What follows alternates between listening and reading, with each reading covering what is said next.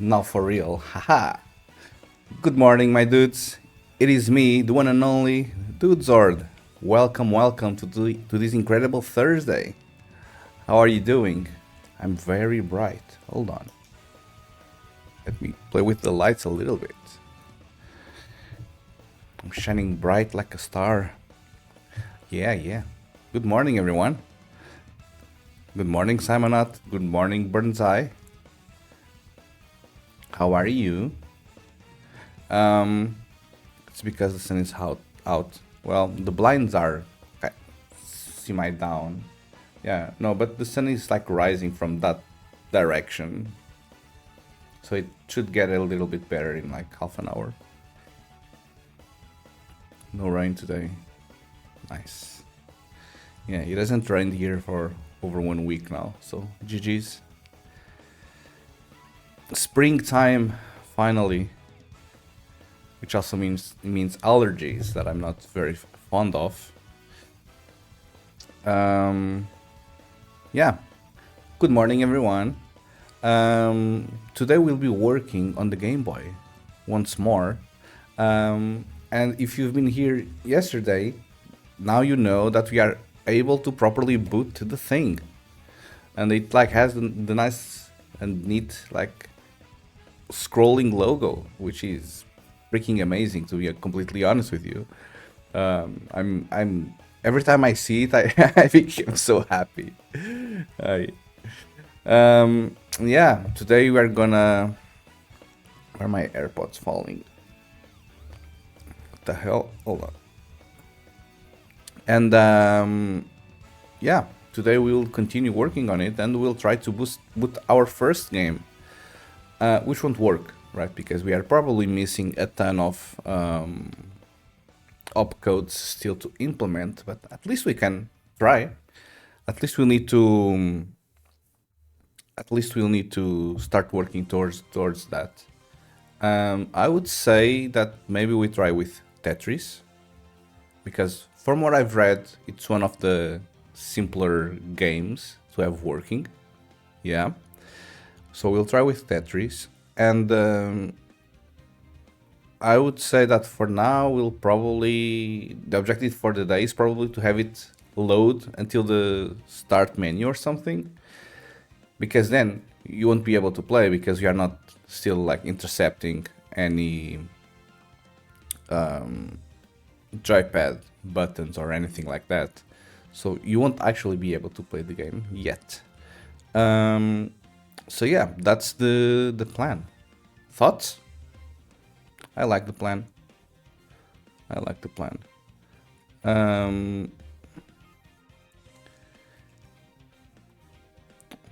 Okay. I'm also using the neat little vibe coded AI tool from yesterday. And it says that there are 2 viewers, which matches what Twitch is telling me. Good job. Okay. So yeah, let's see how the day goes. Today I started 1 hour early because I will need to leave 1 hour early as well. Essentially, I'm having lunch with my favorite mod. Yeah. Spoiler, it's not Simonot. So yeah, I'm having lunch. Then I'll be back for the afternoon stream where we are playing Red Dead Redemption and all of that. Is there a way to search the ROM to find out what instructions it uses before you have to run it?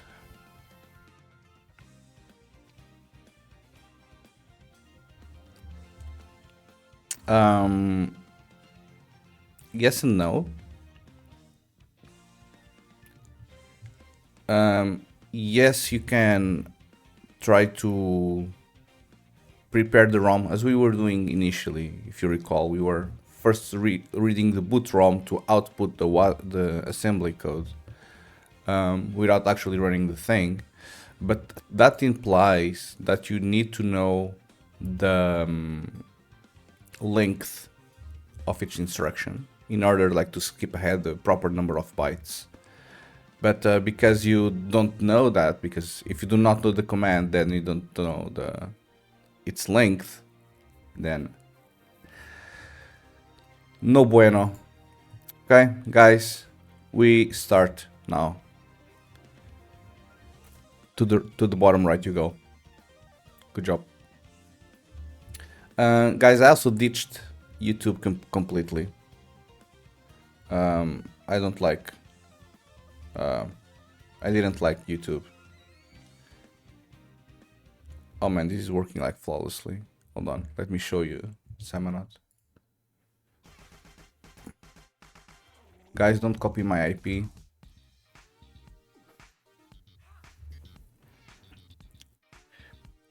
Check these, Mr. Simon. Very nice, very nice.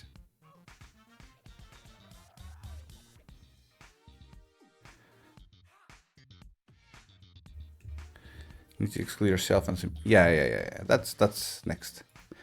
That's next. Okay, guys. So a little demo of what we currently have. We have this. Oh my god, it's fucking amazing. It's amazing. Look at this. Like, ding. Oh, okay, it doesn't do the bidding sound, but what the hell? This is incredible. This is legit incredible. Okay. Nice. Good morning, Siege Lord. Welcome to the stream. Yeah, so we are working on our own Gameboy emulator in Rust, a language that I hate. Not really. I'm starting to grow a little bit more, not love, but understanding for the language. And I'm essentially working on this project because it was my first console. Well, I should probably write a command for the Game Boy. Yeah, should probably do that. And but essentially, it was my first console. Okay, 30 years ago, my grandma gifted me one for my 6th birthday. And I mean, I'm just trying to relive the old times, you know, when life was easy, pretty much. And well, I could download my own ROM and that kind of stuff, but because I need to create content for the stream, I thought, well, I've always wanted to work on my own emulator, so might as well work on something that I can also show on stream. So yeah, I'm working on the Game Boy. And then once this kind of works, we'll need to go and figure out what actually was the first game that I ever owned, which I only remember being a basketball game. I don't have any recollection on how it looked like. I don't have any recollection of its name or on the image or on the cartridge. No idea. So that's actually the final goal. The final goal is finding that game. But I can only find that game if this thing runs games, which it currently does not. Okay, currently just Nintendo's the logo. Are you using to learn it? No, not at all. Not at all. I already have been programming Rust for over 3 years now. But I grew a small hatred for the language because of the way we were using it on my previous job. Because we didn't use unit tests, we didn't use like the actual debugger, we didn't have a proper IDE either. So yeah, I was kind of forced to use like the super hardcore version of the language. So I never liked it. But now we have all of these fancy tools, so it's been a better experience so far, because I can put breakpoints, right, and I can do all sorts of stuff. I also am doing unit tests that I wasn't doing before. Hello, Elgardia. Good morning. So yeah, we are trying to make peace with the language, I would say. Trying to make peace.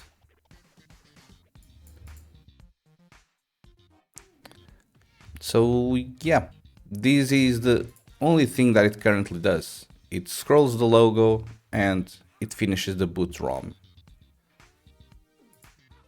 And this is not fake, this is not a video, this is legit running the... where is this? Here. This is legit running all of these bytes on the boot ROM and executing every instruction, which is pretty cool, in my opinion, in my humble opinion. Okay, I think we need to get started and try to make Tetris run. So let's first try to get Tetris.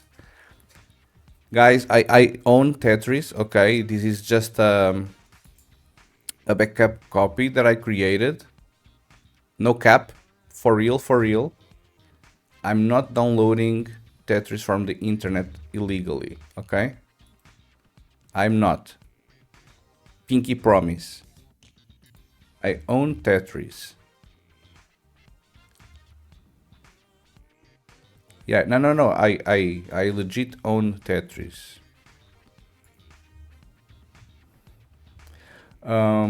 So, because I own Tetris, it is legal for me to actually own a backup copy that I can use on my own emulator that I'm building.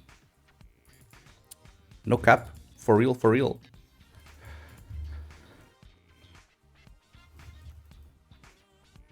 When this is done, will you know enough to mod the ROM to do... mod the ROM or mod the Game Boy or mod whatever? Dudzord's action replay card for Game Boy. If anything, I might plug my Infinite Lives, etc. I mean, maybe I would need to create the disassembly from the... I'll need to create a disassembly from the ROM, and then I'll need to read the assembly to try to figure out where stuff is. But at the same time, if we have like a memory editor, we can just figure out where health is being manipulated and go there and write like whatever value, like Cheat Engine does, right? Will be pretty much similar. Okay, so what do I want to do here? What do I want to do here? Oh, I can't dismiss this, weirdly enough. Okay. So what we need to do now is on the memory map, where we say that we are loading this game, that this we actually own. we also own this. But the other one we actually own, for real. I have like the cartridge somewhere, probably in my parents' house. But yeah, we'll try to boot this thing.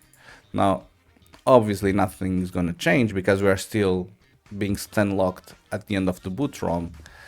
But now this is where the fun part will start, because we'll just let it run freely.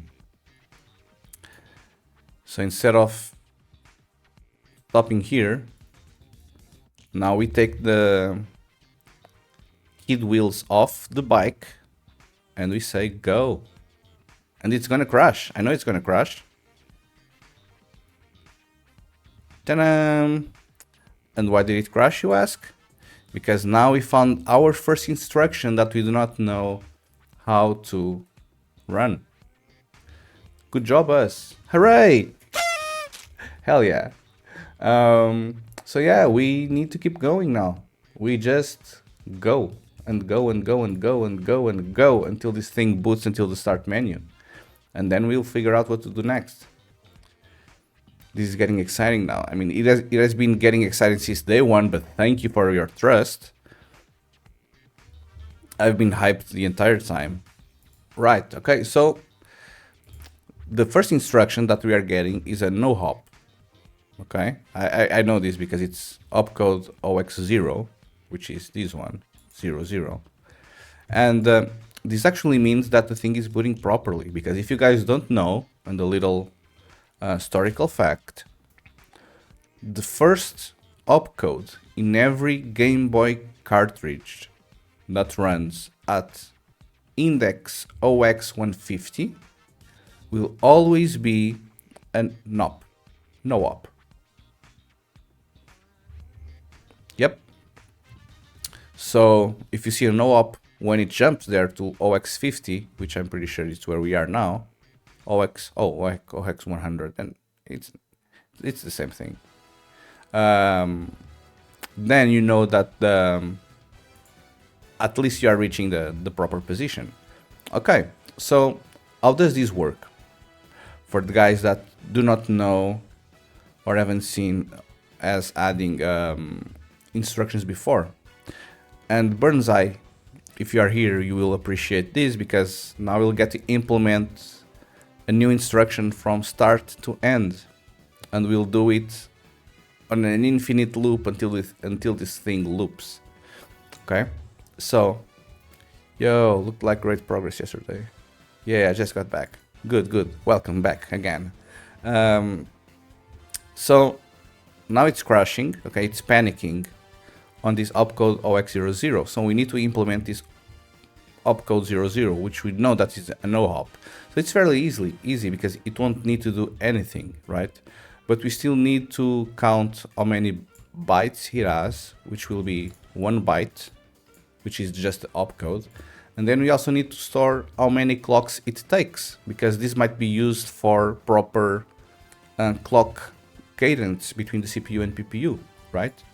So the way that this is done, on my Game Boy emulator, other people will probably do it differently, is we go on this huge prepare instructions method that has of all of the mapping between opcode to the actual instruction, and the only thing we need to do is we will insert this instruction at opcode 00, and we'll say that this is a no op. And now Eagle Eyes will notice that no op doesn't exist. So what does this mean? It means that now we need to go onto the struct, and we'll need to add a no op. And now Eagle Eyes will notice that now we have more 3 red things that we need to do. And those 3 things that we need to do, the first one of them is what is the actual code, what is the actual instruction that we can like pre-print in case we are debugging the assembly, and that will just print the string no op. Really cool. And the other one is how many bytes it takes on the length method, which if we read this, we know that it's gonna be 1, okay? And then we also need to do the same, but for the clocks method. Okay, and clocks will be 4 clocks, which is this one. I'll also need to run the execute here. So it's actually 4 places, but I couldn't see this one here at the top. It's actually 4 spots that we need to do. And the last one is what's the actual Rust code that will proper run this instruction and actually do something with it. And it's here. And the great advantage of no op is you don't do shit. GG. Like, it just doesn't do anything. Hooray! 1 down, another 300 and something to go. Good job, us. Hell yeah. Okay, and now we compile again. And now we wait. And now there's the ta-ding. And now it crashes again. And we keep going, because now it crashed on the opcode C3. Okay, so no op is done, so now we need to do C3. C3 will be a jump to a 16 address. Very cool, right? To a 16 address. So what we can do is implement it pretty much the same way. So we'll go to this huge hash map of instructions, of mappings that I created. We'll try to find where can we fit in C3. This is in order of bytes, so I'm following this order. Do you have some indication that you implemented no op correctly, aside from it not crashing? No. Well, but in the case of no hop, you don't actually have to implement anything. I mean, I can go even deeper into the documentation, and it will say just sleep for 4 cycles or something. No operation. Okay. On the case of no hop, it's simple. But if you were to tell me, oh, but when you are doing the AND between 2 registers, how do you know that AND is working properly? And the answer to that would be unit tests, right? So we end up writing unit tests when we remember of writing them to the lower code like operators. But like, does it show the total cycle count or something? Does it show the total cycle count? Well, I'm using that cycle count to guide the pacing of the CPU, right? And so essentially the Game Boy is composed of 2 parts that are running in parallel. You have the CPU, which just runs ROM commands, okay? And then you have the PPU, which is the pixel processing unit. It's kind of like a GPU, right? But reads and writes from the video RAM and outputs to the screen. The issue is that there are parts of the execution where when the PPU tries to do something, the CPU cannot do that thing. And when the CPU is doing something specifically, the PPU cannot do anything because they will just like lock each other. So what we do, or what I'm doing for my emulator, is on the CPU, I'm keeping track of how many clock cycles each instruction does, and then I'm sending that information to the PPU. Okay, so the PPU is always adding the number of cycles that the CPU is executing, and every 80 or 100 clock cycles on the CPU, I try to render a little bit more, essentially. So instead of me being constantly trying to render, I only try to render every few clock cycles. So that's why we need it. If we weren't to keep track of these clock cycles, then the PPU would run like completely freely, but because they are reading and writing from the same mutex piece of memory, then they would be like locking one another pretty much every time.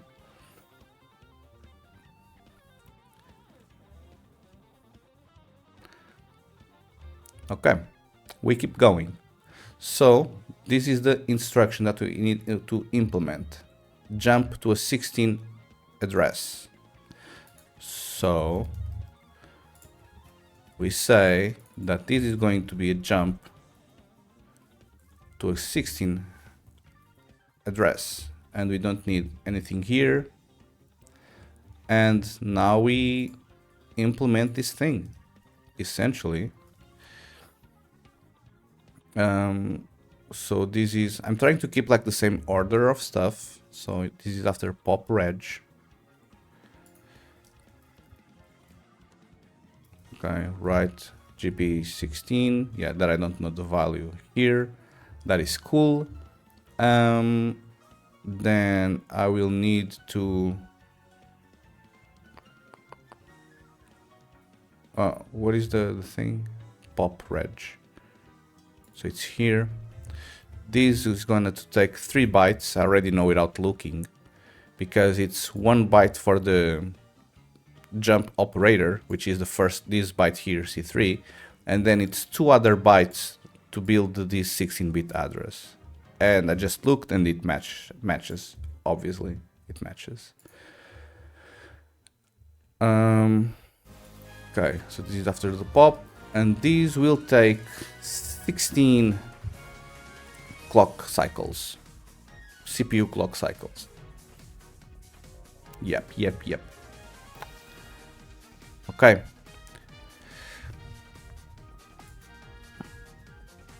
Now, if we try to run this, well, it still doesn't compile, because now we still need to implement the instruction, obviously.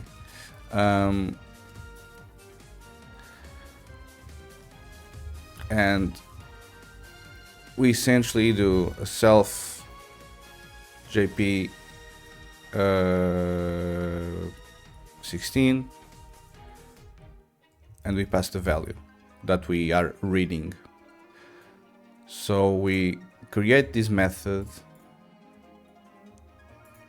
We create this method GP16. Oh, I want you to way up here. Well, it can be here, because this is the order of things that I'm adding. GP16, this takes a value, which is a 16 value. So one thing that we can immediately do is we can test that the length of this value is a 16-bit number, because we already know that it is a 16-bit. And this assertion is good, because if sometime in the future we were try to jump an instruction but we take a 8-bit number instead, it's gonna crash and it's gonna tell us why. So for every instruction I'm trying to write some assertions as well, to make sure that if this is to crash in the future, at least we have a little bit more context than just blindly crashing. So if I now check this page, okay, so essentially this page is just a giant table. Okay, it's just a giant table that tells us just the label for that command, number of bytes, number of CPU clocks, and then which flags these will need to set. But for some instructions that might be a little bit weird to actually comprehend what they're doing, like this swap D, I like coming to these websites, because these will tell me what this is supposed to do, essentially. Okay, and this is pretty much easy to implement, because what this will implement is a jump to address, and this is going to be an absolute address, and this will be, is this a value inside or what? It's a usize, as u16 as usize. Okay. So this is the jump instruction, which is essentially, it's just set the program counter to this value here. And I have this done in a way that I can return an override to the program counter if needed.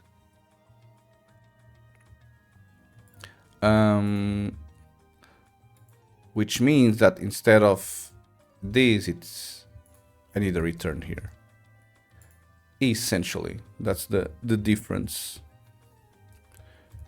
because instead of falling back to none, this is returning this jump. In theory, this is working, right? I won't actually know that this is all working until we start running the thing, but I mean, that's pretty much true with any software, I would say. Maybe if you write a test-driven development, maybe we'll catch some errors before, But yeah, we go again. We go again. I can already tell you that it's going to be very boring, in the sense that every time, every time we need to implement a new command, we will need to restart the entire emulator. So I'm already considering storing like the entire game state, so I can essentially reload from a game state and continuing from there, because if not, imagine that we have an instruction that only happens when you finish like level number 30, you know?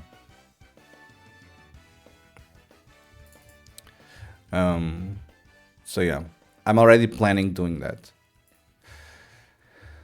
Okay, opcode F3. Opcode F3 is going to be an incredible DI, disable interrupts. What does this do? I don't have much idea. I know that this is used to measure, like if you are clicking on the buttons and the stuff, disabling the interrupts and for the timers and all of that stuff, but I don't know how it's actually supposed to be used. So we will need to figure out. Okay, so this F3 is going to be DI. Is going to be DI, and now we'll need to implement DI. This after what? LDH.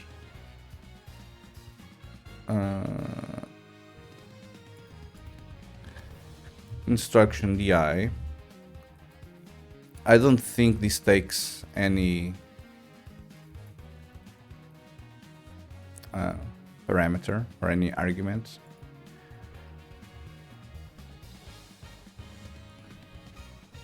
I mean, I should probably stop with the getting these in the proper order, because if not, I will just spend way more time figuring out which is the actual place that I need to be writing this stuff. Okay, DI is 1 byte. Good job. And DI takes 4 CPU clocks. Good job. Yeah. Yeah, we'll figure something out once it becomes unbearable, you know? Once it becomes unbearable. Disables interrupts by clearing the IME flag. I don't know what the hell is the IME flag, my dudes. So now we are going really deep into the documentation, and welcome to the incredible world of console emulation. Like, I need to go. Yeah, but I would say that before we go, because now this is about to become pretty in-depth stuff, yeah, I would invite you, like, if you are enjoying the channel, I would appreciate a like. Not a like a follow. You'll see here that I'm like 49 out of 50 followers, and this is my personal objective for the week. So if we can break it today, well, then I'll have a new challenge for tomorrow. Okay, we keep on going.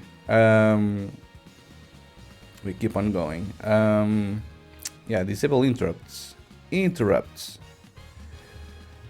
Interrupt master flag, write only. IME is a flag internal to the CPU that controls whether any interrupt handlers are called, regardless of the contents of IE.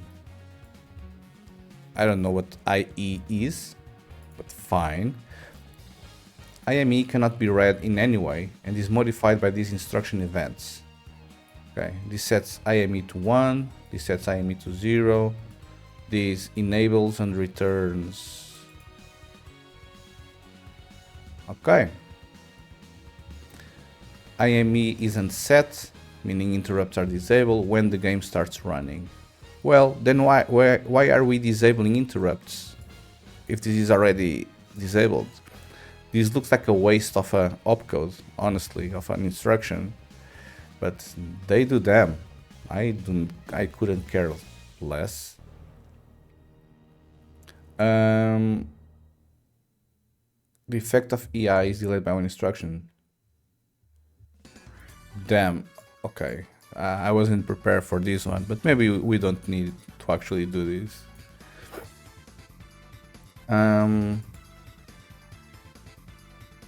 Okay. So this needs to set the CPU flag to 1. Sorry, to 0.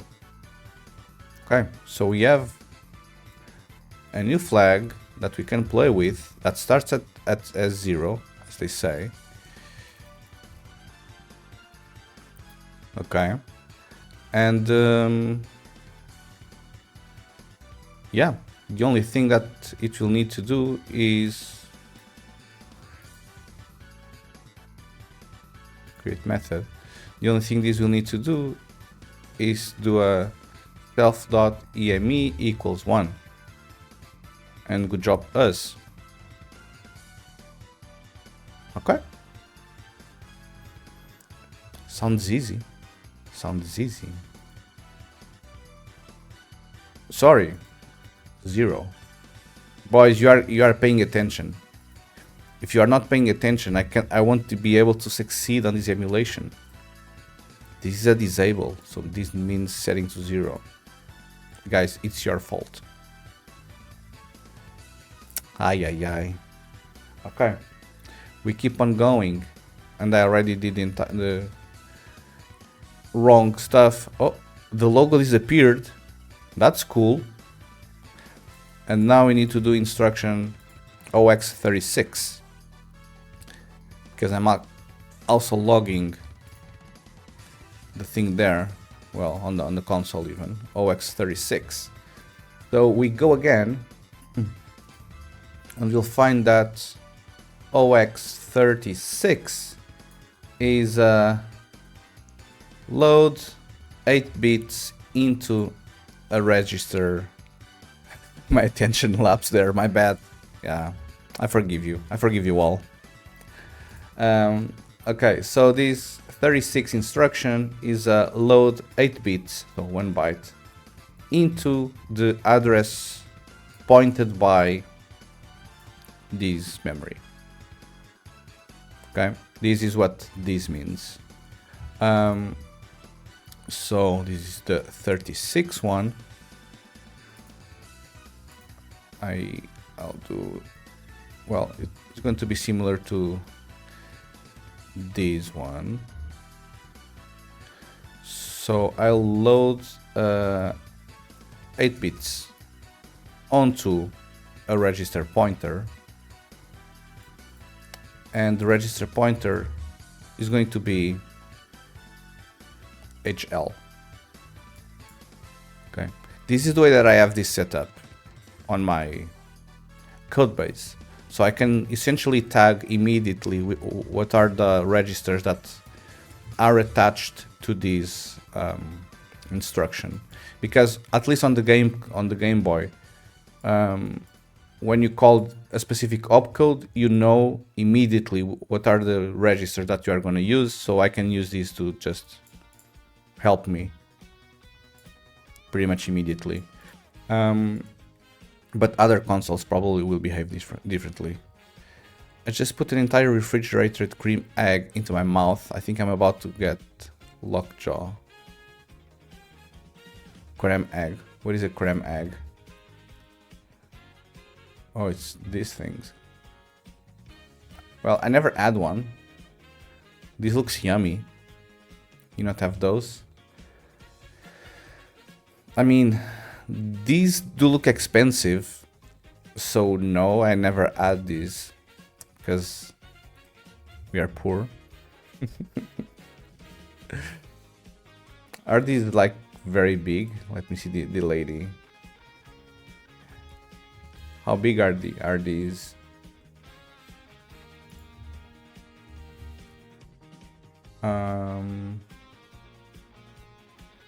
Oh, it's No, this is a homemade version.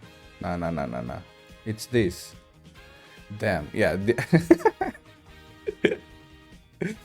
Well, you surely do enjoy having your mouth stuffed, don't you? My crazy guy. Holy crap. Yeah, that that should feel like a mouthful for sure. I mean, congrats you if you can stuff big things in your mouth. But yeah, it's not for me, my guy. It is not for me.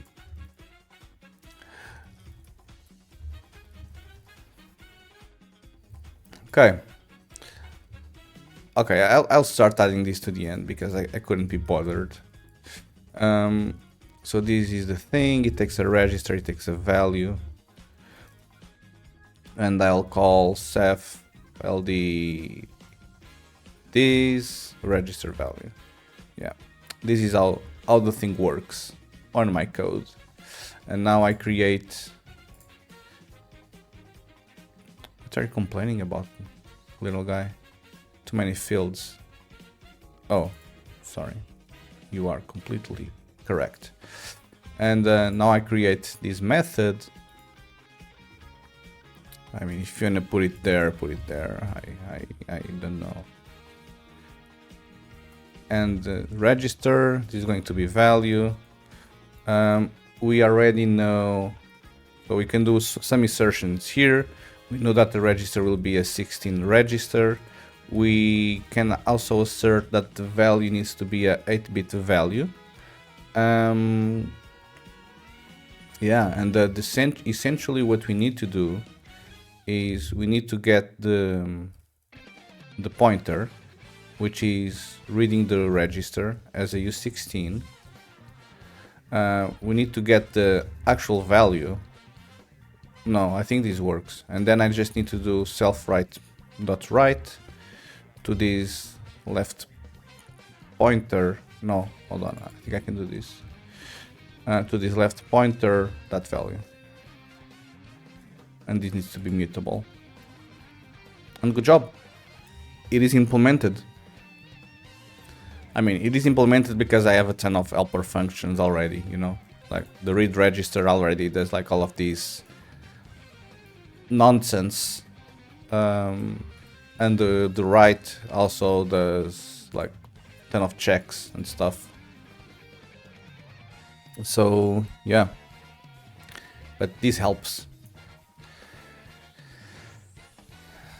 Took a while to find the emoji pop up on Mac. Don't you have a MacBook Pro? You have a MacBook Pro, right? You should have like the lower left key where you have like the world icon. It's an emoji keyboard. If you click it, the emoji keyboard pops up. Yeah. Just click on it, bruh. OMG. Yeah, just click on it. I mean, at least it worked on mine. I don't recall if I needed to do something manually or not. Maybe I did. Like some setting that I needed to change. But yeah, it's there. Just click the world key. Control Command Space. Yeah, crazy stuff. Yeah, and on Windows, I know that it's a window key and a period. If you also didn't know. Window period.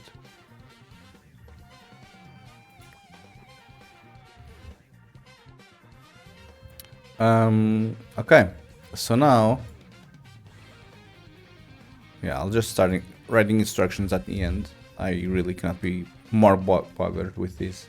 So it's an LD reg pointer LD no, reg pointer 8 of a register. Yeah, and this is gonna to write LD. Am I using regular parentheses or the square brackets? Okay, I'm using square brackets. So it's this, comma 8 something.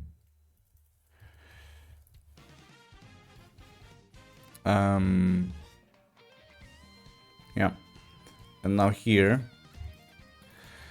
LD reg pointer 8, this is 2 bytes,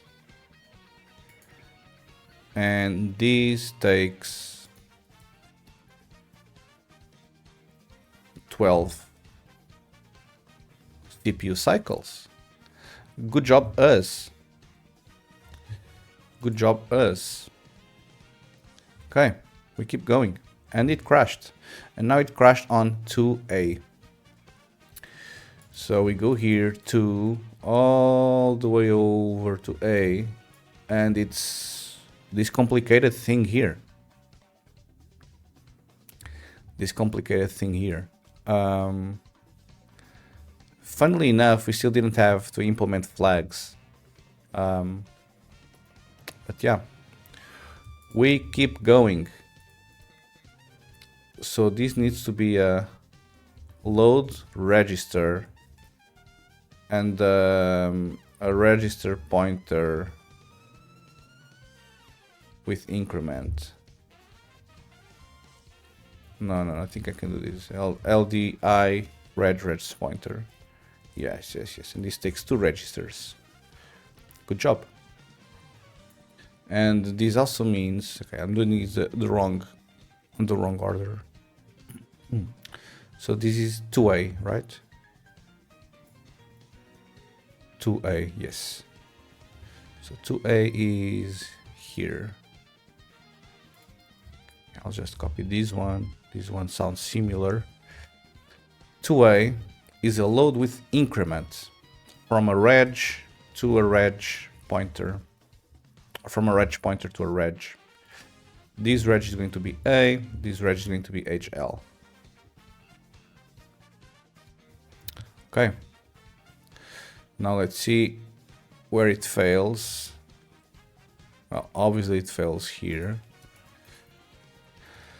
LD reg pointer with 2 registers left and right. This is going to be calling this. Very nice. This function doesn't exist, so you'll need to do that in a little bit. I'll also need to print it just in case I want to LDI reg pointer left and right, and I'm gonna write F LD LD is going to be left and is going to be right with a plus.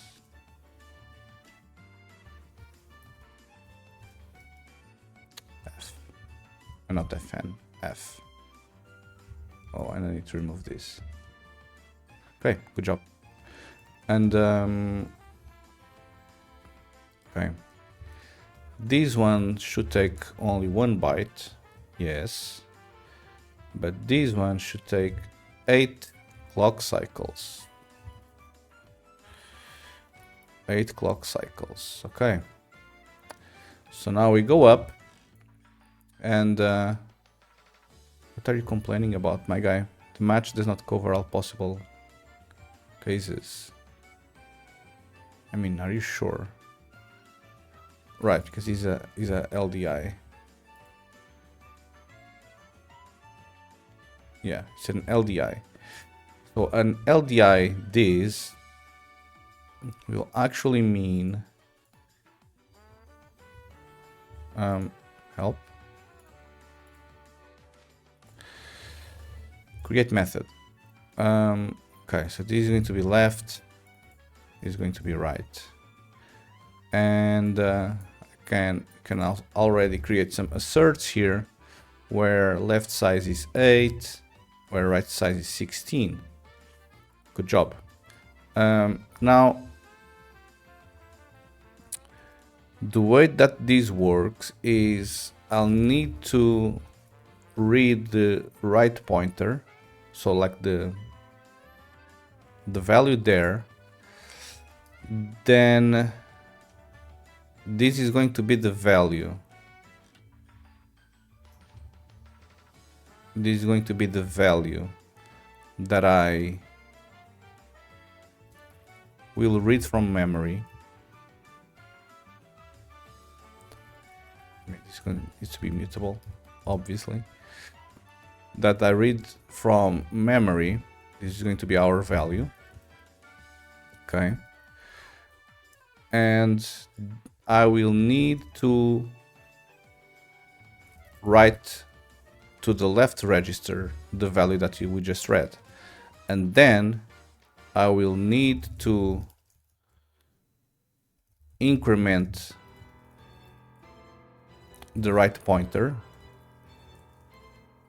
But I don't care for any flags, that's why I'm not putting anything there. And now I will need to write the new value. I'll need to write the value of right pointer to the right registry. Right register.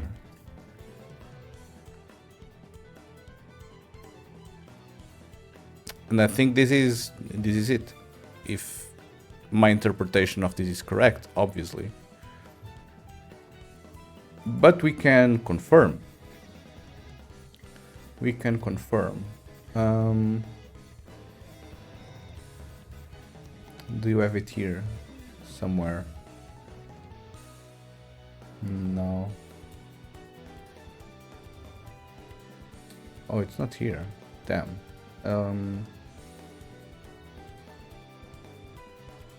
But I mean, I'm pretty sure it's this, you know? I'm pretty sure it is this. Yeah, but they are not seeing the increment and decrement stuff here. But yeah, if I were to bet on myself, then that would be the thing. I mean, this is not on the playlist, so why is this playing? The hell? Okay. Yeah, I think we have another instruction. We go again. Yeah, I'm getting tired of watching Nintendo. I'm getting tired. Okay. How would I go about doing this? Well, when I crash it, I can do like a try crash, a try catch on the instruction instead of just panicking, you know? Well, this is a try catch, essentially. So by this point, what I can do is I can essentially output the entire memory map and the state of the CPU. Damn, I will need to store a bunch of stuff. No, I mean, I would only need to do the state of the CPU plus the memory map.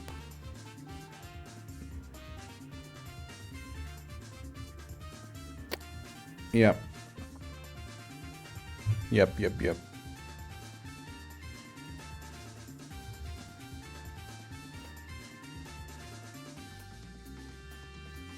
Or maybe there's like a way on which I can actually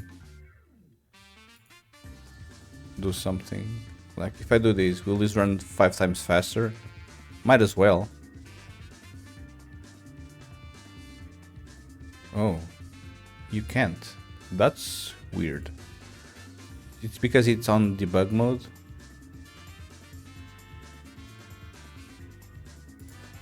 Oh. Is it divided by 4? Okay. Oh, why does multiplying by 4 make it run slower? That was unexpected.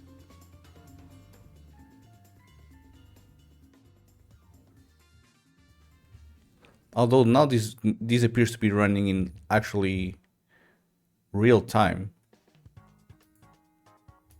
Okay. But this is panic on OX01. and this is panicking in OX01. Yeah, so I think I can just make it run a little bit faster for now.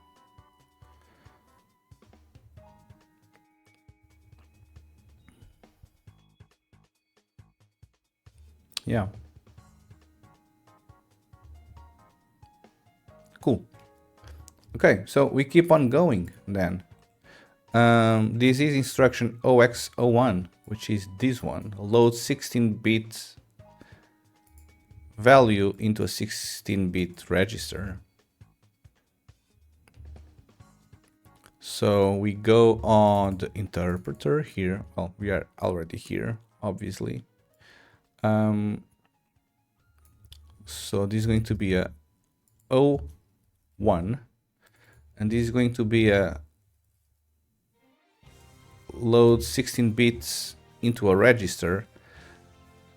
Cool enough, we already have this instruction working. So the only thing that we actually need to do is just tag it here. What is the end register that we need to do this on? And because we already needed to implement it for the stack pointer one, and because this is essentially the same operation, then we can just keep on going. So this one was fairly fast. Good job. And now we go on B1. Well, I kind of need to make sure if we are crashing on an instruction or on... well, the other one is called prefix. Okay. So I can just do this. OXB1. And OXB1 is going to be a OR, which we already have implemented once, I believe. Maybe not. Maybe we only have ANDs or XORs. So maybe we don't have an OR yet. But the fun part about the OR is that it sets some flags. So you'll need to do that as well. Okay, this is B1. So B1. And this is going to be an OR between two registers, and it's register A and register C.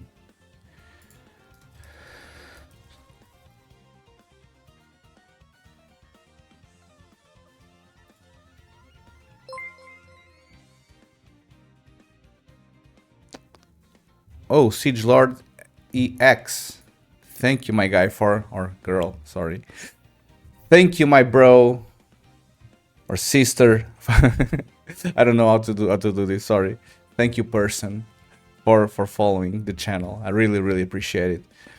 And everyone, I think that's the 50 goal that we had. Follower goals 50 out of 50. Which can only mean one thing.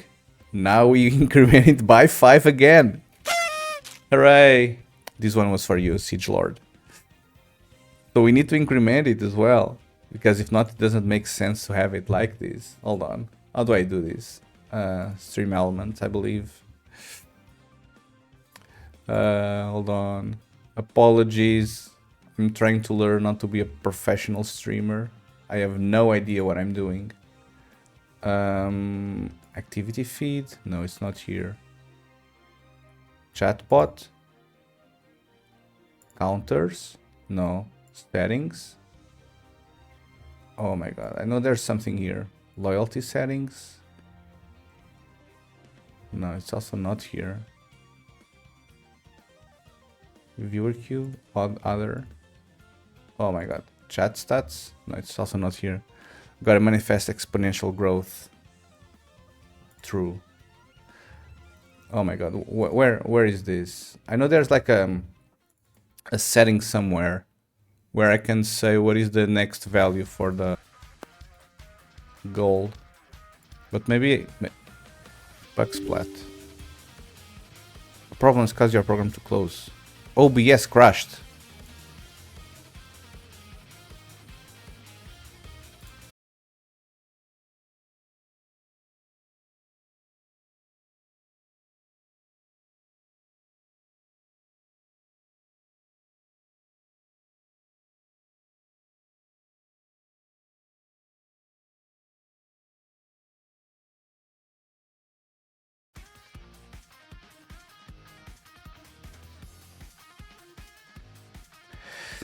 Yeah, this was unexpected. This was unexpected. Hold on. I need to restart the stream deck. Yeah, OBS crashed. And the last frame of the chat is the crash report. Okay, does this work now? It does. Whoops. Well, it was our first crash.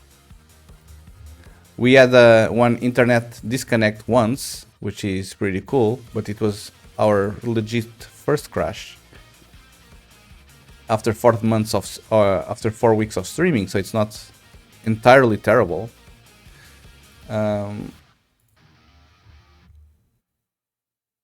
Okay, what I want to do is this session data shenanigans.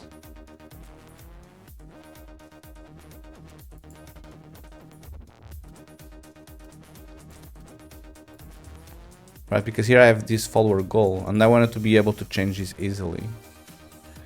So yeah, we'll do 55. 55? 55 out of 50. Bro, are you dreaming? Oh no, sorry. It's not this. Well, then where's the actual goal? Hello, sir? Your total amount of followers. No. Okay, I have no idea what I'm doing. No, this is not the follower alert, it's the goal. Is this hard coded? Maybe it is. Yeah, oof. Well, if this is hard coded, it's going to be extremely painful. Okay, good job. Guys, if you don't know, I'm trying to beat my weekly goal of reaching 55 followers.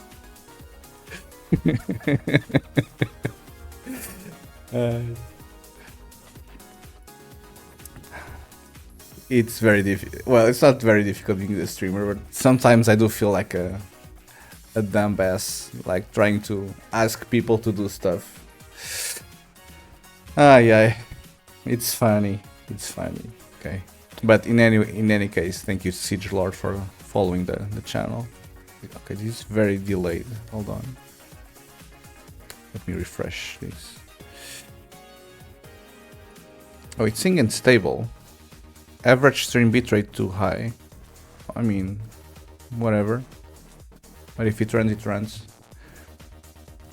Okay, I think everything should be working. Test. Test. Okay, it worked. Good job. Oh, it takes a long time. Okay, so yeah, we already wrote 140 lines of code today. Good job. Okay, so what was I doing? Oh yeah, we need to implement this OR instruction. Instruction OR between two registers, left and right, and this is going to be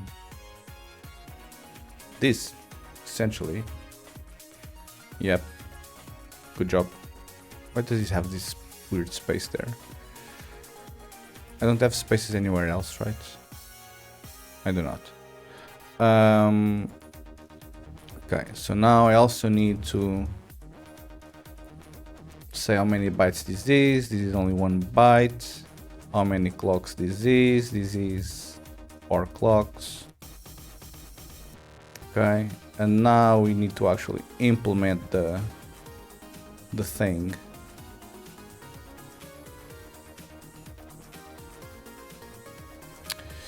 We need to implement the thing. Okay, and the thing shall be implemented, sir. No, bro, it's an R. R, yes. Okay, so we create the method, we go there, this is going to be left, this is going to be right. I do not know if there's a OR between 16-bit registers. I don't think it is. So we can immediately assert that the size of both registers will be 8.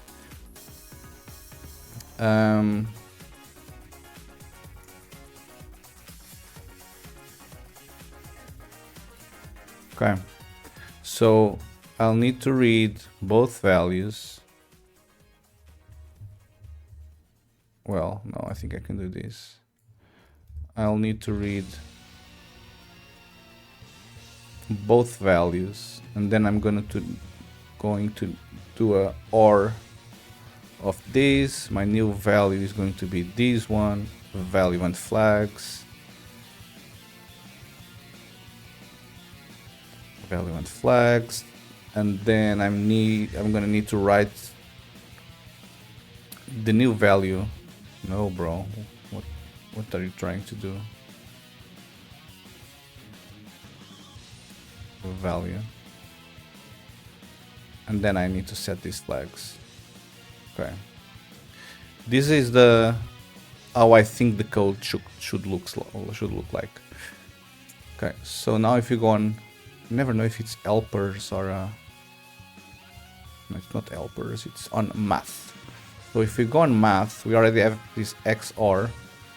So what we'll need to do is OR. Okay.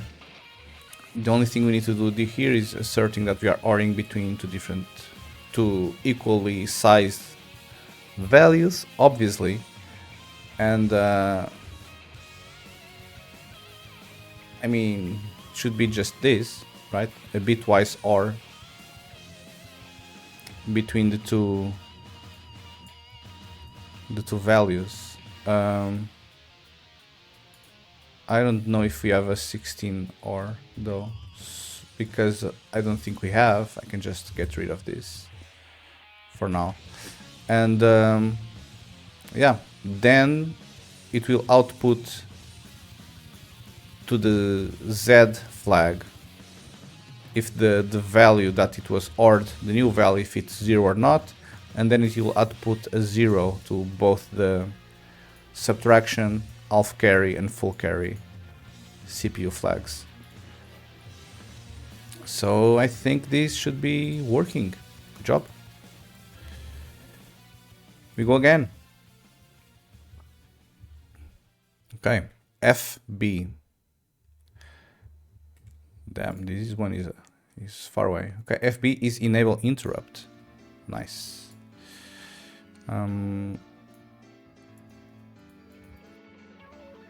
FB is enable interrupt.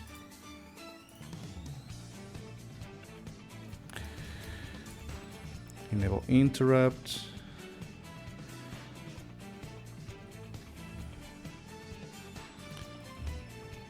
Okay. Self EI. We will create this method. It's not the field, my guy. It's the method. Method EI. And this does the self dot IME equals 1, right? But only one delayed. I think I'll need to leave for a couple of minutes. I think my father-in-law is there. But not confirmed yet, but I heard his bike. Okay. IME equals 1. Although here they say that the effect of enable instruction is delayed by the effect of enable interrupt is delayed by one instruction, which is kind of scary. I don't know how to manage this. How do I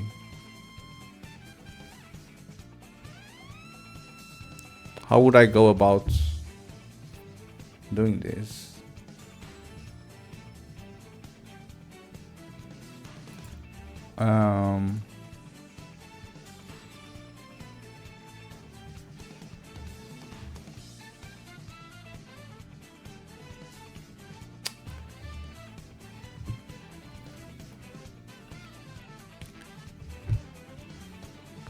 That means that EI followed immediately by DI does not allow an interrupt between them.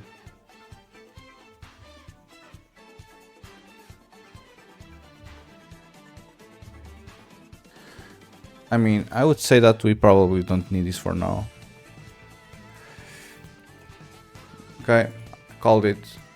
I don't think we need it for now. Okay. If we do, we do, and I apologize. If this beats me in the ass, then I'll take the blame, guys. I mean, we are not legit trying to make a clock accurate emulator. As long as this runs games kinda fine, I'm happy. Okay, I think EI is done. Good job. Okay, now we go on to F. Oh my god. Okay, do I have any idea on how many where the program counter is? Damn, like the program counter jumped to the middle of the ROM. Okay. Yeah, I thought that maybe if this would only like increment for a little bit, I thought that maybe it would tell us, okay, we are doing like some steady progress or something. But this way is very difficult to actually see what is happening. Okay, so now this is crashing on instruction 2F. 2F. Yes. 2F. 2F. 2F is a CPL, which I don't know what this means, but maybe it's a compare left, and the compare left will probably require me to like do a left shift and then a compare or something. That's my guess, but obviously we'll need to properly check. Okay, this is going to be only CPL. CPL. And now CPL. Very nice. CPL is 1 byte.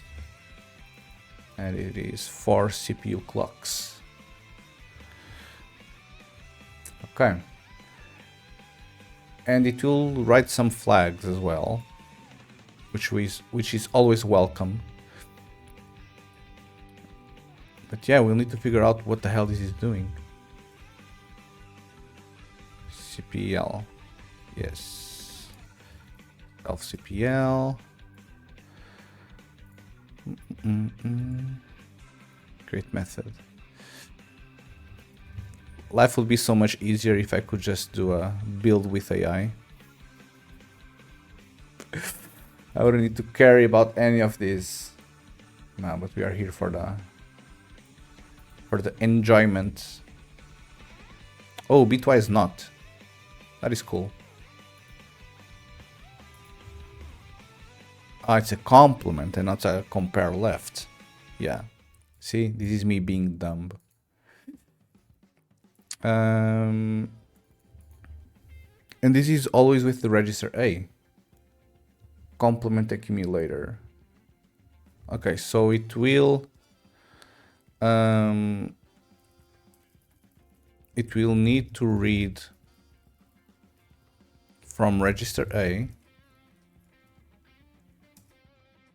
that value, and then it's going to be let value flags equals not value, and then we need to self-write register A value, and then self.set flags. Good job. This is what we need to do.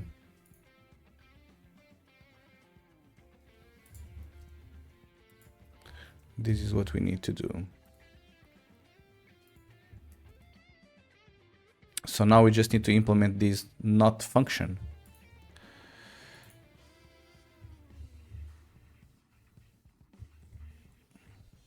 We just need to implement that not function. This not function only takes a single value.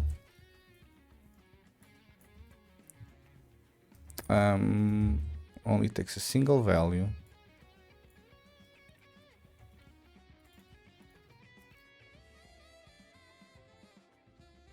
Well, I don't think I'll need to do this for the 16-bit ones. Can I... How do I do this? Do I have a not?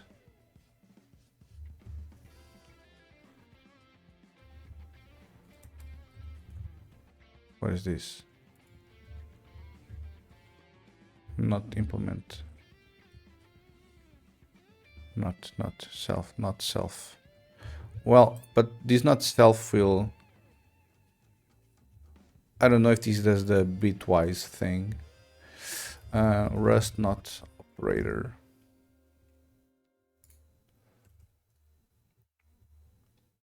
Bitwise or logical complement. Okay, then this is going to do the bitwise one. Cool. In terms of flags, we only care for N and H. So Z and C are going to be none, and these will going to be 1.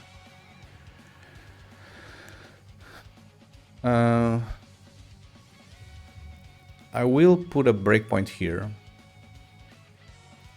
because I actually want to see this running, so I have an idea if this does the thing I need it to do. Okay, so the value that we are getting is a 32. The value that we're getting is a 32. So this is a 1, a 2, a 4, a 8, a 16, a 32. Yeah, this is the value that we are getting. And I want to do a bitwise not. So I'll need to do this. And this is 255 minus 32. So this needs to be 223. 2 to 3. We'll see. I'm so smart. 2 to 3. Good job. It works. We keep on going.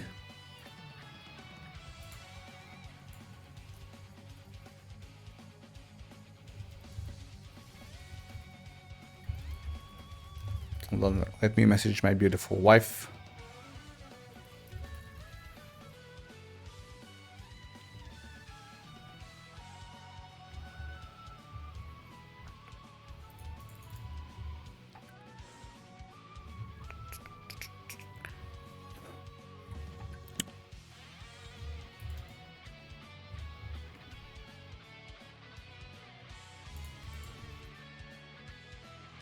Yeah, my wife removed one of her, well, the last wisdom tooth that she had, but she's having pain. Ay. Very sad. Okay, e6. E6. E6. Probably a push. No, it's the other one. An and. I think we already have an and, so this should be fairly easy.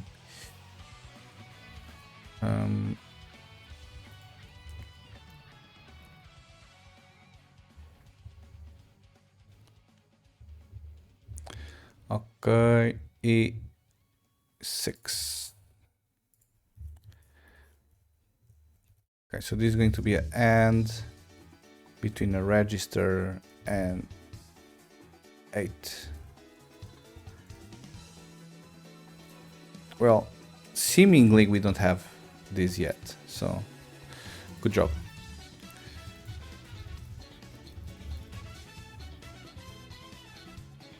So now we need to write the pretty printing.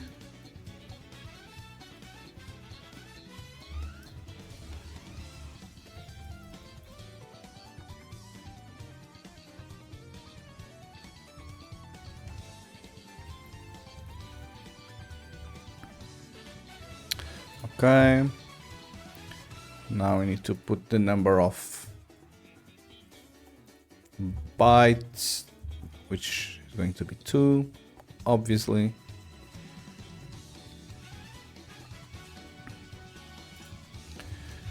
And then the number of clock cycles, which is going to be 8. Good job. Oh yeah, you are complaining because you need this. True, true, true. The code is never wrong. Okay. And now we'll need to implement the function here.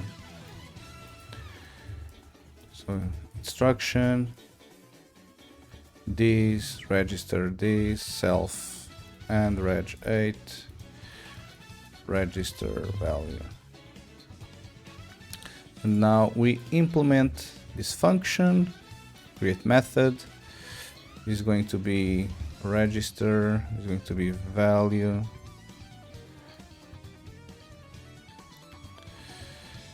is going to be mutable, obviously. Okay.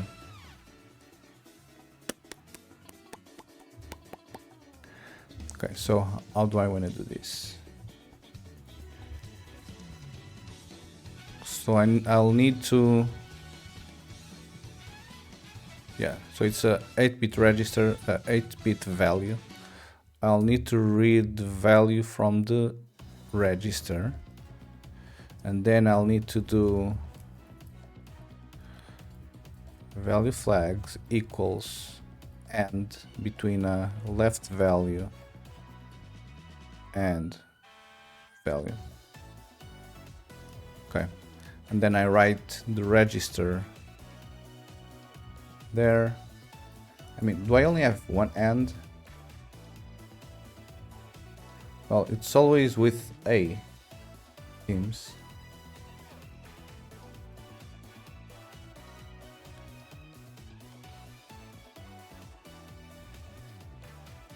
Well, it's always with A, but it's fine. Might as well make it generic.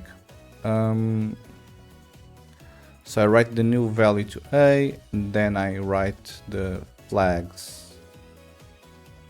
And now we just need to implement a new math function. Well, I already have a OR here, so I can do an AND as well. And we yoink. We are professional yoinkers. Yoinkers means that we are professional copy-paste based programmers, which is really hype. I enjoy doing it very much. No cap. No cap. For real, for real. Okay, and so and we'll write the for flags. So it will write if the AND value is a 0, an hard-coded 0, an hard-coded 1, an hard-coded 0. Good job. Oh, and now we need to implement, not implement it, we need to import it. Hold on. Math. Yeah, we are importing everything from math. Good job.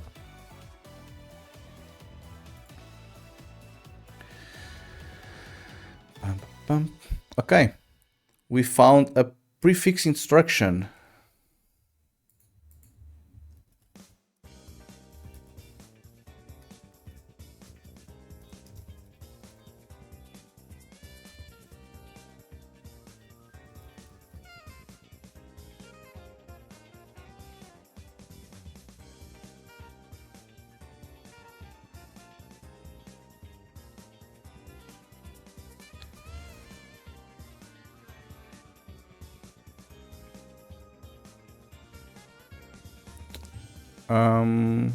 A prefix instruction. For the people that do not know, a prefix instruction always comes with first the operator prefix, which is this CB,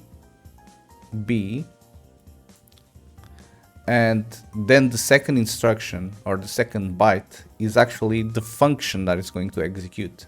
So it's not an operand, it's a new operator.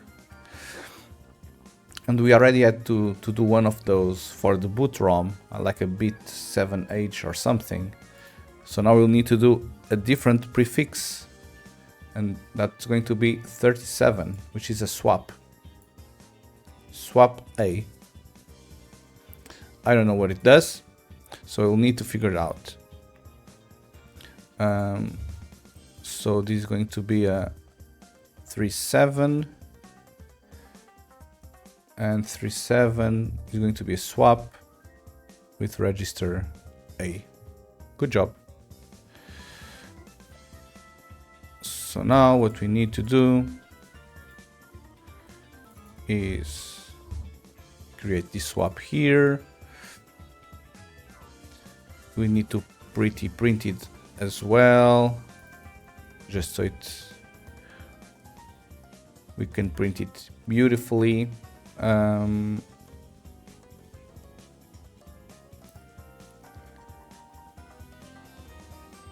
Oh, one thing that I noticed is that I don't think we are taking into account the clock cycles from the prefix instructions to run, I think, which is probably something that we might need to handle just in case. I'll check it in a bit. Swap A, register. This will take a bunch of flags. Am I setting flags on these ones as well? I am. Cool. So it's a self, a swap, register. And now implement the... No, it's not fix with AI, my guy. I want you to just create the method. Good job.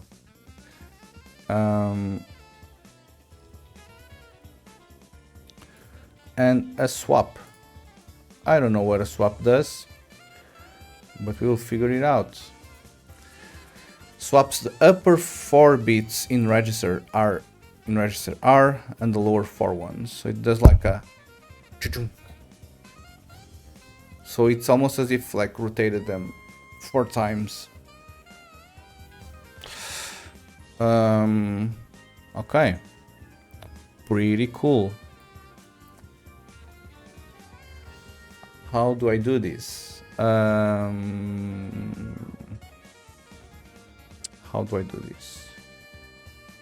Well, I'll need to get the value first. So that part is easy. And then I'll need to write that value. That part is easy. I'll also need to write some flags.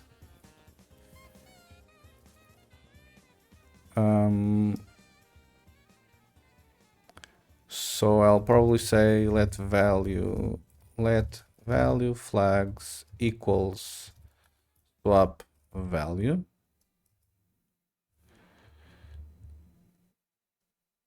Good job. And now we need to add it on the math stuff. So this is going to be a swap. It only takes one value.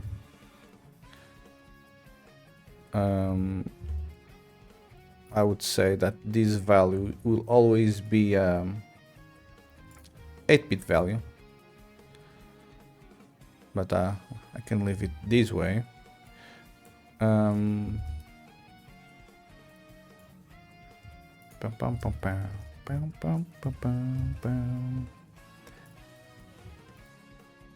Okay, how do I want to do this? So I know that I want to do this. This is the top 4 bits. So I want to do value on this. This is the high part.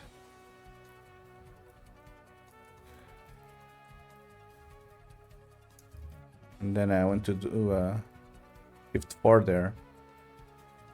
No, this. This is the low part. No, bruh. This is the low part.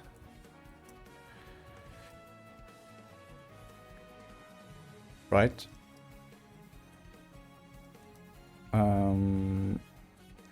And the new value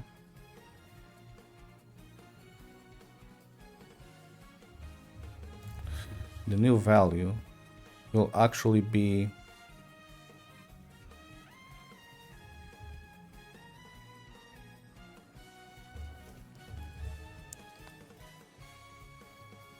this and this. I think.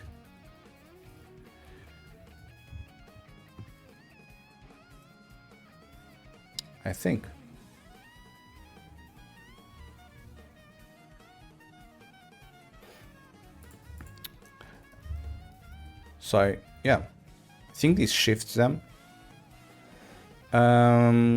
Pretty cool. And now in terms of flags, if the value is 0, we set 0. If not, we set hard-coded 0 everywhere. Okay, I'll put a breakpoint because I'll need to. I will want to double check this. So the value that we are getting is the value OXOF. So it means that if we flip this or we swap them, it will go from OXOF to OXF0. That's my theory. Is that what's gonna happen? Who knows? Good job, F0.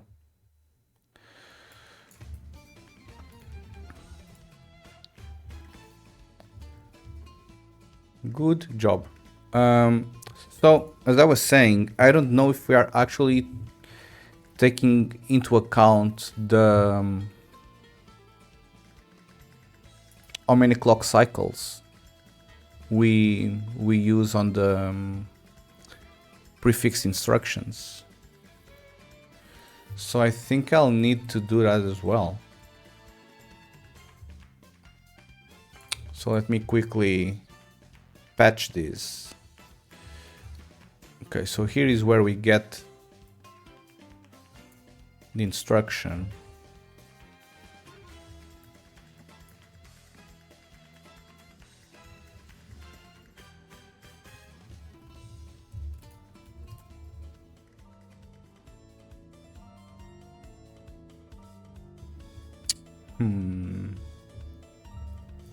Okay. No, I see.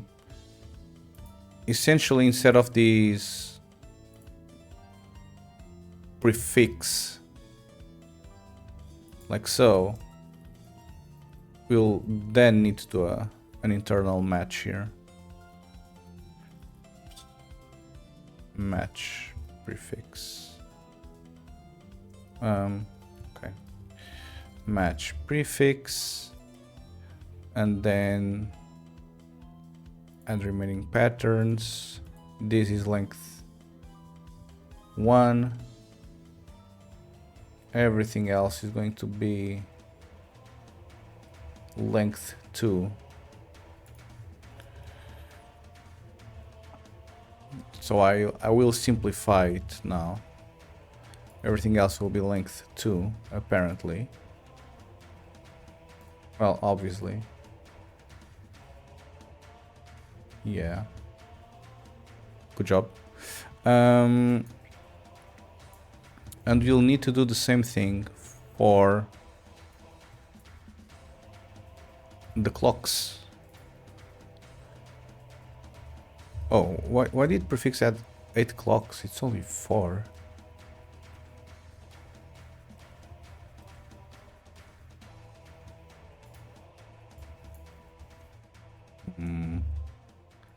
Okay, so by default it's 4. And then for, well, some of them it's going to be 8, and for other ones it's going to be 16. So yeah, swaps will be, oh,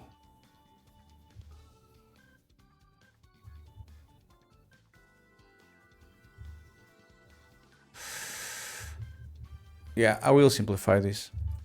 I will simplify this. I'll just say that it's on average 12, maybe,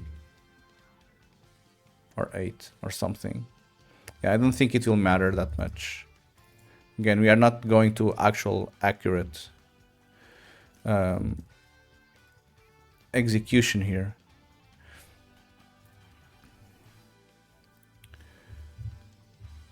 Right, because we have like a bunch of 8, then we have a 116, then a bunch of 8s, 116.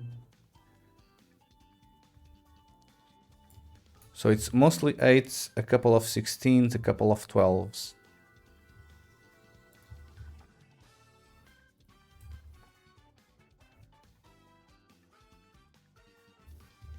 Yeah, I'll say that on average is 12.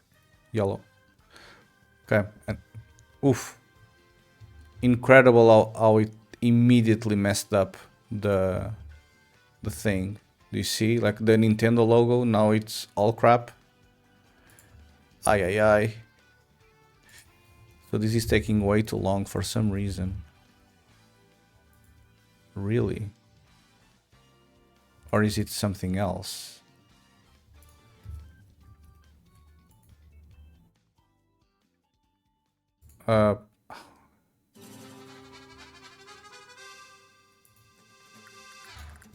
Hold on. I'm legit scared. What did I do?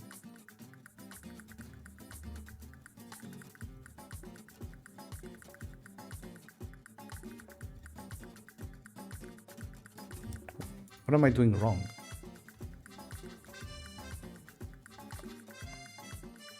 It's because of the length. Oh. I think it's because of this length here, isn't it? So this gets appending, and then I immediately enroll it, and I'm already incrementing it by 1. And then here, if it's a prefix, I already increment it by 1. I see the issue. Ay ay ay. Okay, okay, okay. Crisis avoided. Good job.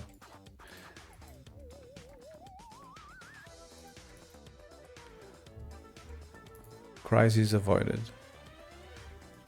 Yeah. Good job. Good job. So let me confirm here again. Yeah, but I'm already like noticing actually, because I do execute this first and it takes 4. The pending takes 4. So this should be 12 plus that. Right, I don't think we ever enter here. Right, we only enter there.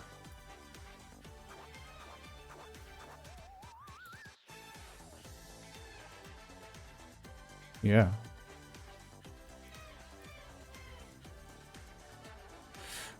Okay. Yeah, I think I'll do this then. Okay. And so we worked on the swap instruction, right? If memory serves me correct. Where is the interpreter? It's here. If memory serves me correct, we wrote the swap instruction. Right, and if I go on math, Yeah. Okay, we can keep going. And this is instruction OX47. 47 will be this load here. No, sorry, this is 74. 47. Load BA. Yep. Yep. Load BA. Okay, this one will be one shot. One line of code. 47. Load AB. Okay, good job. It's done. Next.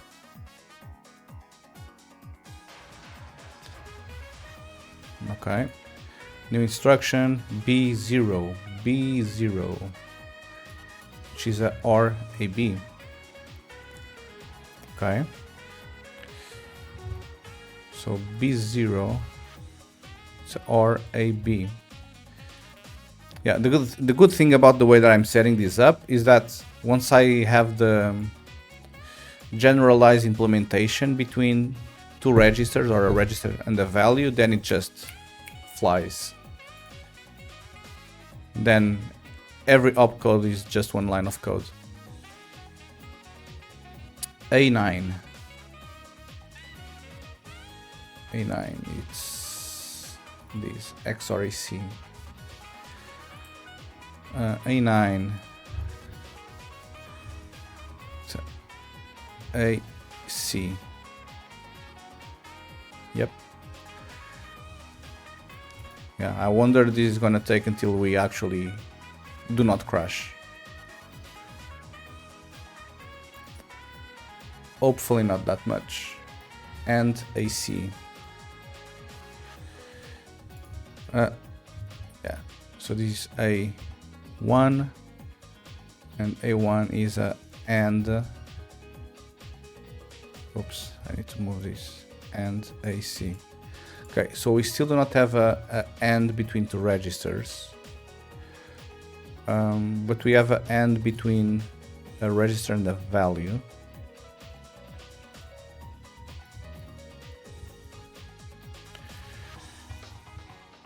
Which I would say should kind of behave the same if it were up to me.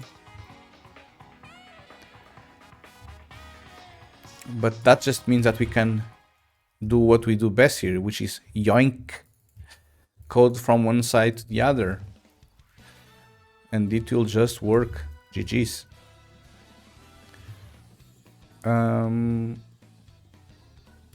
Maybe I need a sound effect for yoink. I think that would be fun. Okay, 1 byte, and then it takes 4 clock cycles. Oh, funny how this takes 8. Well, because it needs to copy first to the register.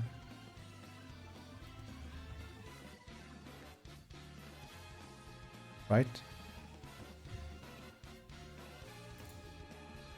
Where is that? And A and 8. Yeah. Good job. Okay, now we need to implement the function.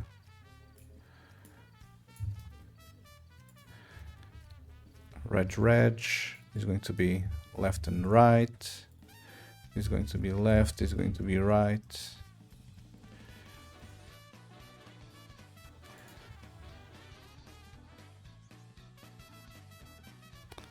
I mean, to be completely honest, I'm pretty sure this would have like similar, like the code will be similar, essentially. So maybe I could even generalize it even more and make both the AND between two registers and ANDing between one register and an 8-bit value to essentially do the same thing. Maybe. Left value, right value is going to be right.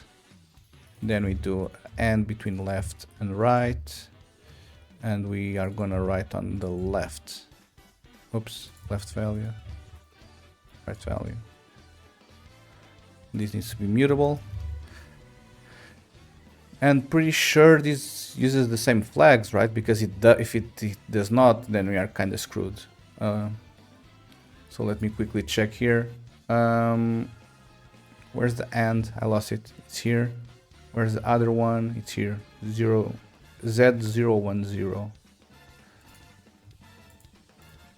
Z010. Good job, me. Good morning, Geek. Welcome to another day of Game Boy development. I don't know if you've seen yesterday, but we can boot the Nintendo logo, like the scrolling logo already.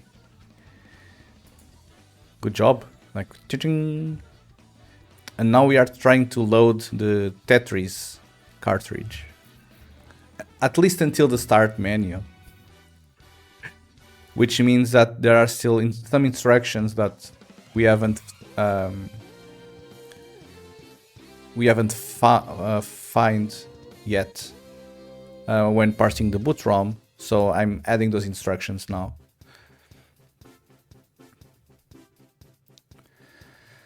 How are you?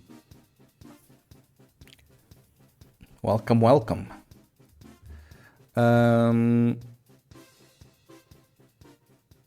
Okay, OX79. It's going to be a load AC.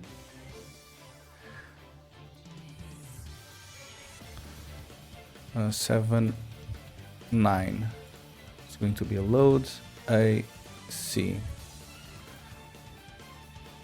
I'm tired today. Yeah, I only slept I slept terribly. And besides sleeping terribly, I only slept 6 hours. And then I had to start 1 hour early because I'll need to leave 1 hour early. Start the stream. I mean, Wednesdays I go to a chess club. Damn. Yeah, I would love to know how to play. Well, I know the rules of playing chess. I like to puzzles. I enjoy doing puzzles. I once had a pretty good rating at what's it called? What's the website called? I don't even know. Chess. Lichess. Yeah, I had a pretty good. Well, I need to sign in.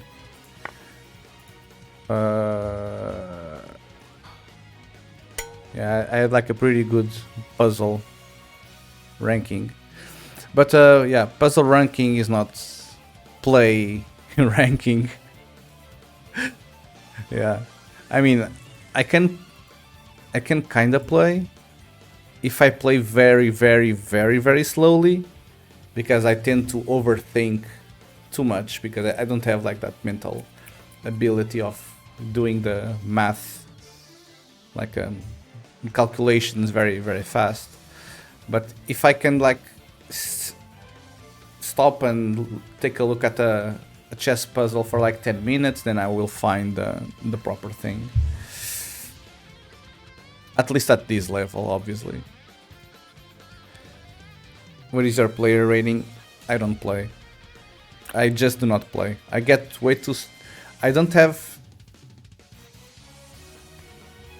the patience to play long games, and I get extremely overwhelmed when playing short games. I become so stressed because I need to find the move, and my brain just doesn't brain. Yeah, I cannot play quick games at all.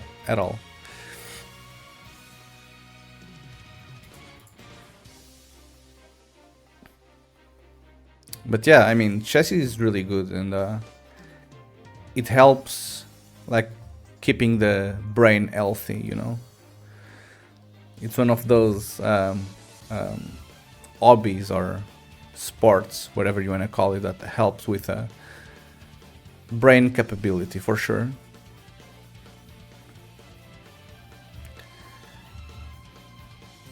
Okay, we keep on going. Opcode EF. EF. Oh, EF.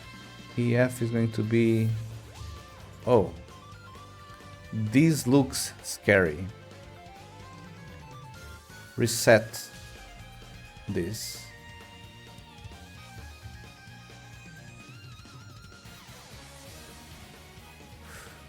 Yeah, I don't know what this does. I think this is a jump to this address if a specific button is pressed. I think. My puzzle rating on chess.com is 2371, but I don't know if they are the same. From what I read, light chess ratings usually are 200 ELO above chess.com. So they are over hyped by 200. I don't know the word, but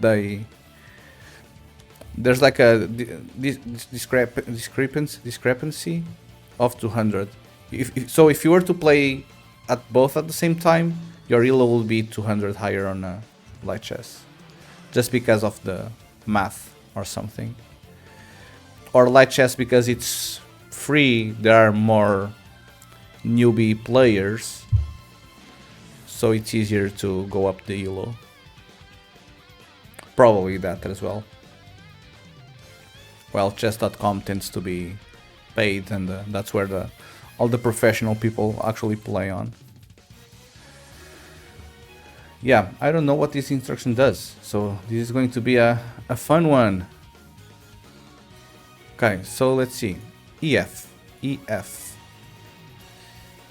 This will be an instruction called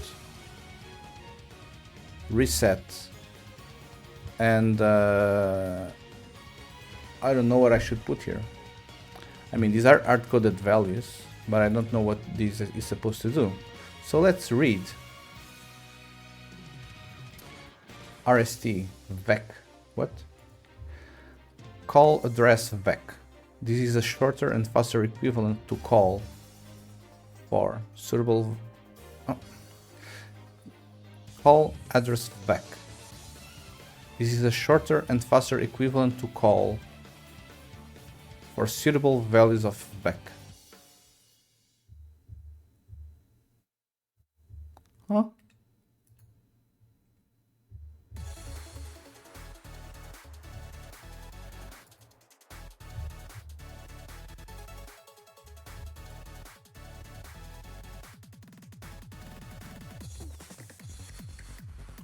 I have no idea what this means. I mean, I kind of get it. I think it's because this value is so small.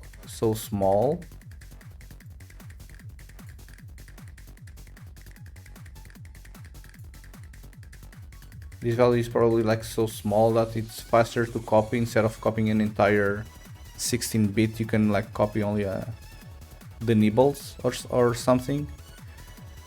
Oof. Yeah. I don't know what to do here. So what does this $sign mean?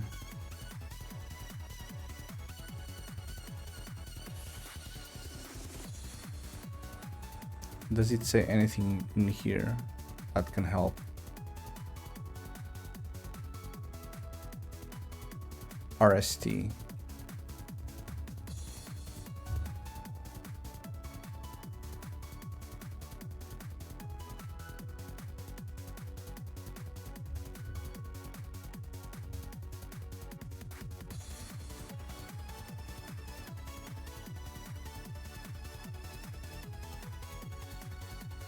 Nah, bro, I want to know what an RST is. Jump vectors. Okay, so this is a jump vector to 28. Okay, can you tell me what a jump vector is, my guy?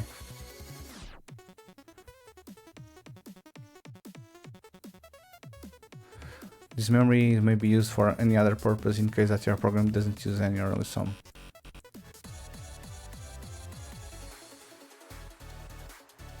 RST instructions. It's a 1-byte instruction that works similar to the 3-byte call instruction, except that the destination address is restricted. Since it is 1-byte size, it is also slightly faster. Okay, so it's a call, but with a faster copy. You should do a chess puzzle stream sometime, could be fun. Maybe, it will depend if more people find it fun, right? I mean, if it is only fun for you and me, then it's not really that fun. I will need to ask everyone and see what they think. Maybe for the 100 followers or something. Chess has been booming in popularity lately. I mean, it has been booming in popularity since at least 5 years ago, when I started playing this.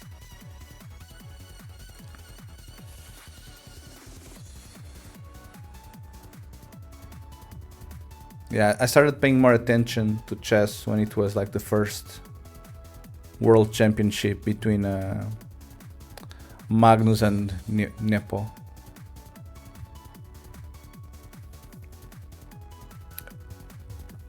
And then by then there started having like some sort of events on Twitch, chess related, where random streamers would be trained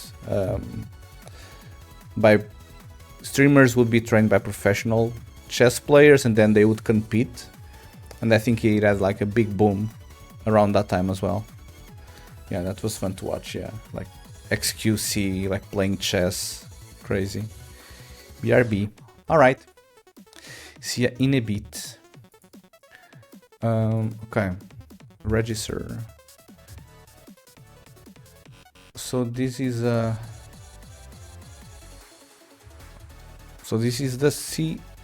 EF. EF is OX28. Well, is this 28 or is this number 28? Because here has a $sign. What does the $sign mean?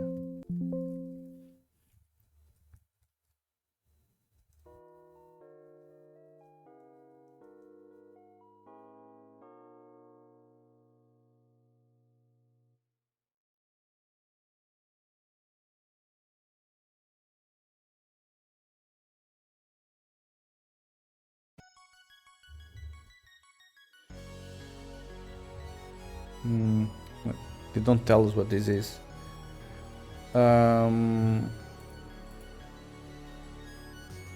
Jump vector.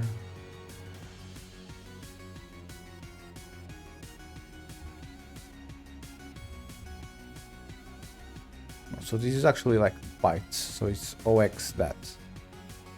Surely. I mean, if it isn't, then I would get pretty pissed. But yeah, these are all 1 byte. So that's why these runs faster. Okay, so I'm gonna say that this is a... What's this called? Reset? No. RST. Okay. Whatevers.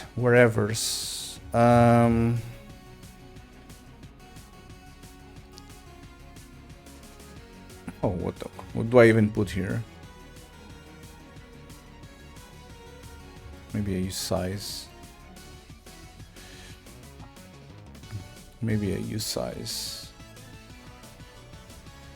Okay, instruction. Why do you keep adding these, my guy? RST is going to be the address.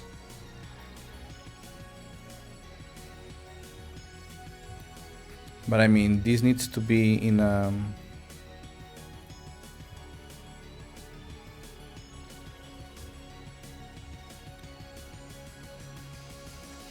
what's the format for this? I always forget.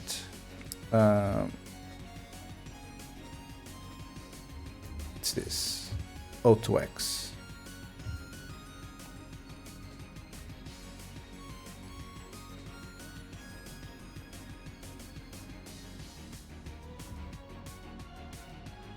Okay. And this RST takes 1 byte and runs for 16 clock cycles. Good job, us. Good job, us. Okay. So now the only thing we need to do is implement this. Instruction RST, it takes a use size. I mean, I could probably turn this into a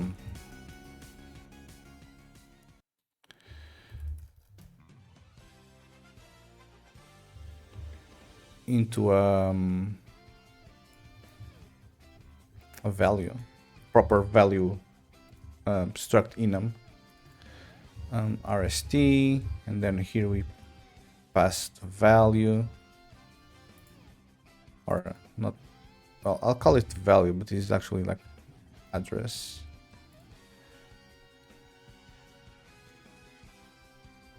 Yeah, because it's hard coded, so I cannot pass the other one. So this is going to return this, because this will essentially do the same thing as the call function, but only with this. It's going to be the address. This. Okay, now where is the call 16? We need to find it, and we need to yoink it. Yoink. Okay, we only have around 1 hour left of streaming, because I'm having lunch with my dear lead mod Elgardia. Hell yeah. Okay, I need to yoink this. Now scroll to the bottom. This scrolling is getting me nauseous. Okay. Where is this? EI, CPI, swap, RST. Cool. This.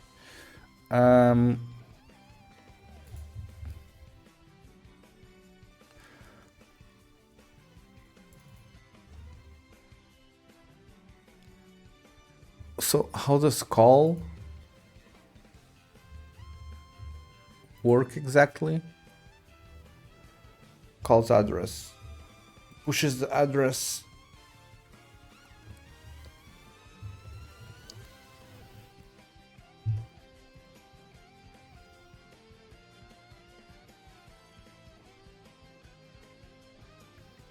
Okay, but I suppose that they will tell me to do this still, right?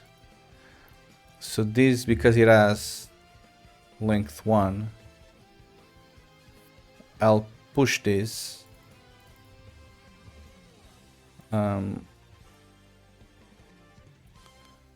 I'll push this to the stack pointer.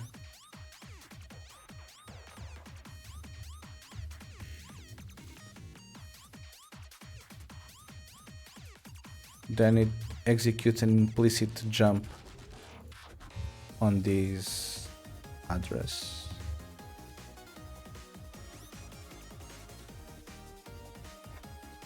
I mean, I think this is it.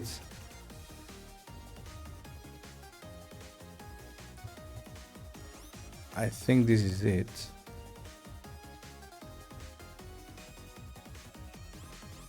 Oh, it's not crashing anymore. Good job, us. But I know what I need to do after.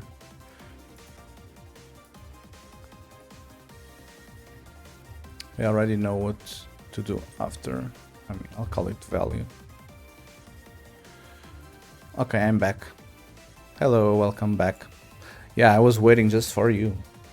Now we'll get to see what the hell is happening. We have something on the screen now. I mean, we already had the Nintendo logo, But I need to make sure that this does what I think it needs to do. Okay, so self-program counter is currently at 762. So I will need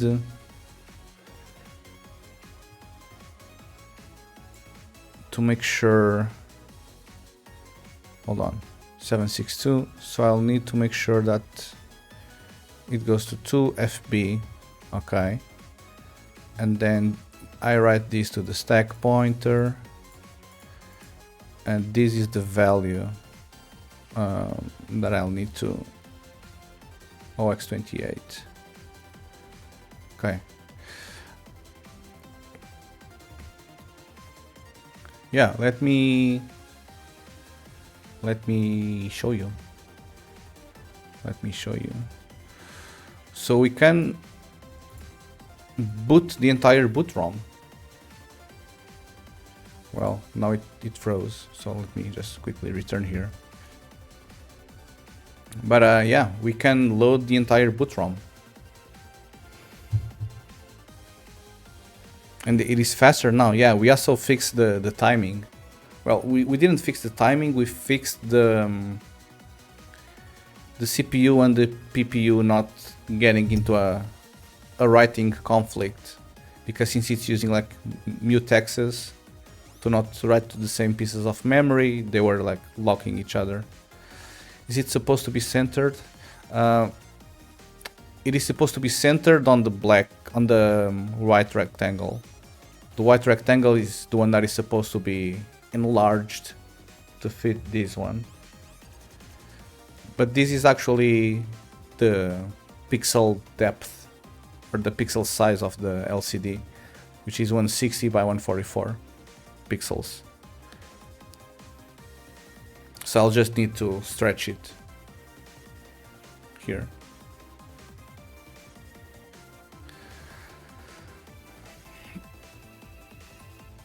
Okay, scale it up later. Yeah, for now I just want to load this. But yeah, this is loading properly, and the boot sequence, besides scrolling the logo, obviously, it also compares that the copy of the logo on the boot ROM matches the copy of the logo on the cartridge. So we already know that at least all of those instructions on the boot ROM are running properly. The audio is still not plugged in, right? So we are still missing the pating when it finishes, but that's an entire different feature that needs to be implemented. Well, that is very exciting. Nice work. Yeah. Thank you very much. I am incredibly happy. Like, whenever I see this thing going, it brings me so much joy that I was able to do this. That, for me, I already considered this entire thing successful just because I can do this. And the rest of it will be simpler. Getting here was the difficult part. Everything else will be simpler. Because now it's just a matter of adding commands and commands and commands and commands, and it will eventually, I will eventually implement all of the commands, and then everything will work. But yeah, now we are trying to run the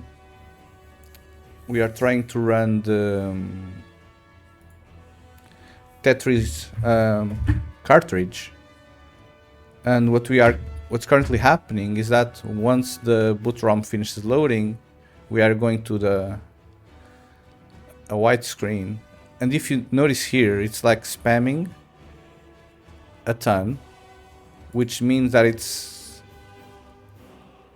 doing this a bunch of times, which is not supposed to do. Okay, it's only supposed to do this when loading the boot ROM.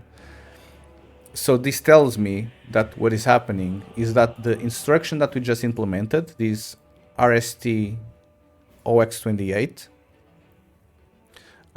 it's running at the start of the memory map. The issue is that we still have the memory map mapped to the boot ROM, and once we reach command... okay, hold on. I'm getting a personal call. Let me quickly pick this up. Sorry.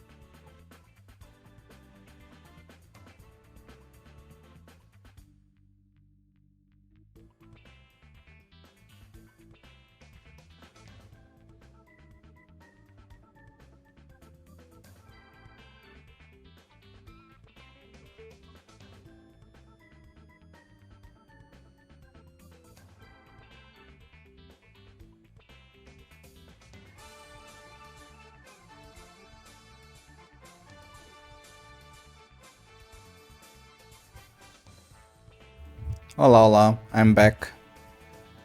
But I already know I'll need to leave in 20 minutes or so. Um,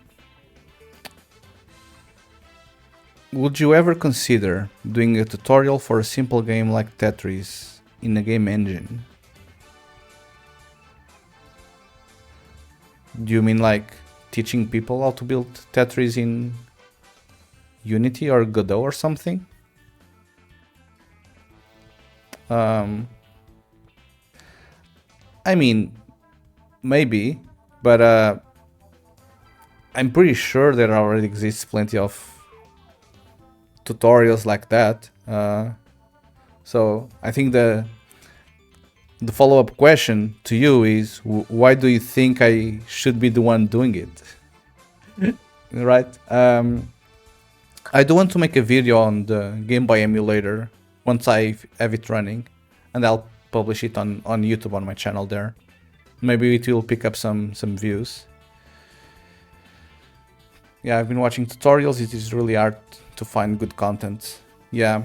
Well, I don't know. I mean, at least, yeah, I'll need to charge this phone. This phone is not charging. For now, at least, I'm working on the development of the emulator, and then I'm working on the Unreal game. So pretty much all of my development schedule is already pretty filled. And we'll start a new project next week as well. So yeah, I would need to find times to make that content and then record that content, edit that content, post that content. And I want to do it for the Game Boy emulator, so once we are done with the Game Boy emulator, I will need to find something else. So maybe by then that's a possibility, but for now I'm not considering doing like game development tutorials because there actually is so much stuff there that is better explained than I could ever do. So if anything, I want to publish videos on stuff that I know, and maybe I think there's a lack of good content about it. Maybe the Game Boy is one of those, maybe not. I mean, they have pretty much excellent videos about the Game Boy already. Here, at least these two. So maybe I don't need to do it, but I'll do it because it was like a personal project and like a wish since ever. So yeah, I might finish the project with a YouTube video. But if I create a YouTube video, then I'll have almost the obligation to output new YouTube videos like every 2 weeks or something. So I don't know what I would do those videos about. Do they have tools for building new games? They do. And maybe that could be a next project, right? Maybe I could do my own Tetris with my own rules. But essentially, well, you already have emulators of your own, obviously. But then they have some cool, even like engines. And like engines on the browser that you can use. So yeah, there are plenty of cool stuff that so noisy outside. Yeah, plenty of cool tools that one can use to like draw and generate tiles and stuff. But yeah, maybe I'll make my own game on Game Boy. Like chess puzzles on the Game Boy. Why not? Play chess on the Game Boy. I don't know if I could fit it in the constraints that the Game Boy has, because they don't have like any float calculations. But maybe. But one thing that I will eventually want to do is running these test ROMs, which essentially validates automatically if the logic that I implemented is working or not. Disregarding all of the timing stuff because it won't be clock accurate, but at least as a sniff test, this should help. I think a cool project will be to create an MCP server for like a level generator on a game.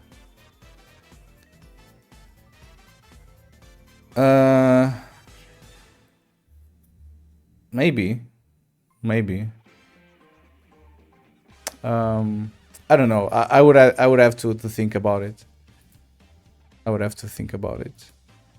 That was just something for me, not saying you have to do it. Yeah. I mean, for sure, it is. I mean, ideas are free, so you either like them or not. At this point in time, I don't know what I'm doing next. I just don't know. I haven't stopped to think, because I still believe that the Game Boy will probably take. So I've been working on this. This is the 4th week, but overall, this is like day 11 of the emulator development. I still think we have like another 20 days of development, which is like 10 weeks or something. So yeah, I'm not trying to rush things. Ideas are free, yeah. Okay, more practical question. How did you get the free IntelliJ IDEs?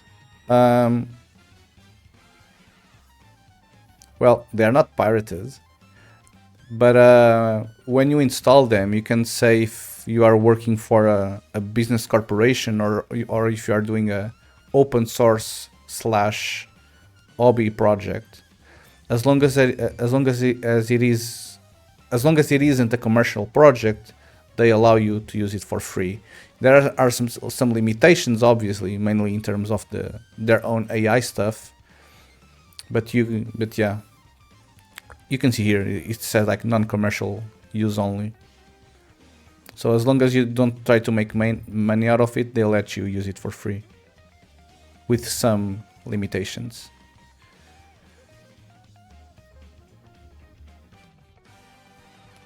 And it's not like they are gonna check.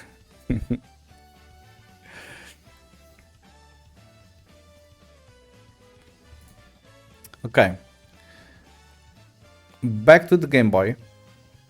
If you guys notice, this is like flashing like crazy, because it's going over and over and over and over these instructions right here. And the reason for that is that it's still trying to load the boot ROM for some reason, but now with garbage data there. When in reality, what needs to happen is once there's a specific instruction that gets called around here, around these instruction here. Well, I can actually show you. Hold on. Assembly. So the last instruction on the boot ROM, which is this one, it is a turn off DMG ROM.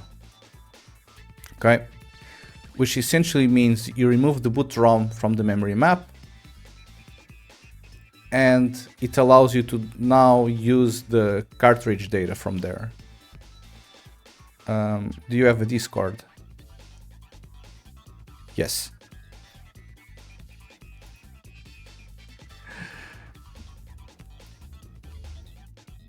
I do have a Discord. Yeah, guys, if you enjoy my content, follow the channel. I would really, really appreciate it. We already got like 5 or 6 followers this week, which has been amazing. And I also have a Discord server, if you guys at least want to be notified whenever I'm coming live. But I also have other channels where we can chat about random stuff, if you guys also want that. And it's free. So come on in and hang out with us.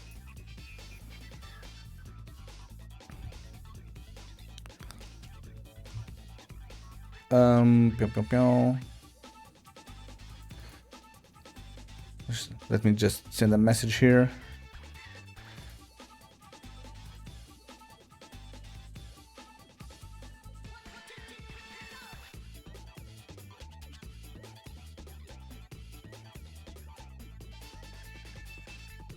Okay, so essentially what is happening now is that when we get to the last instruction of the boot ROM, which is loading O1 into this register here, register FF50.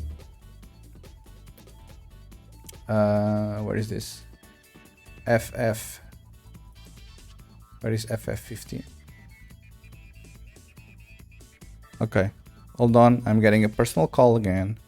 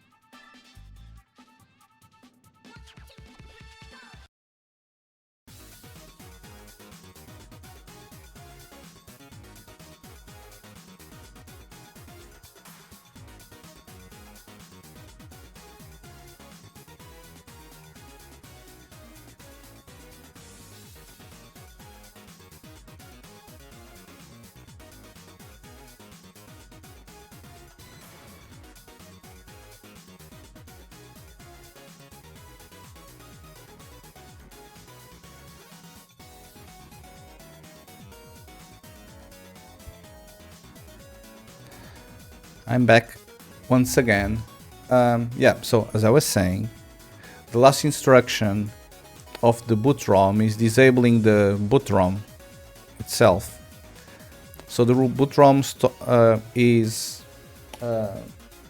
mapped to the first 256 bytes on the memory map, and then you load the cartridge, but the cartridge also has content on the first 256. So when you run this instruction, you essentially, instead of reading from the boot ROM the first 256 bytes, you'll read from the cartridge instead. That's essentially the thing. It's here, the boot ROM mapping control. So yeah, we'll need to do that. How do I want to do that?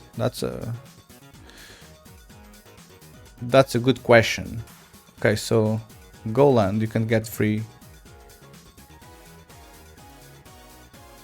Only some of them you can. You can get free for open source learning. Oh, okay. Okay. Well, this IDE that I'm using, well, this is the Rust rover, and Rust, because it's by default open source, right? Like all of the libraries are pretty much open source. Then they have the setting here. And the other one is Rider, which is C# but more game dev friendly. So it has support for Unreal and Unity. Then they also make it free because people are just trying to, yeah.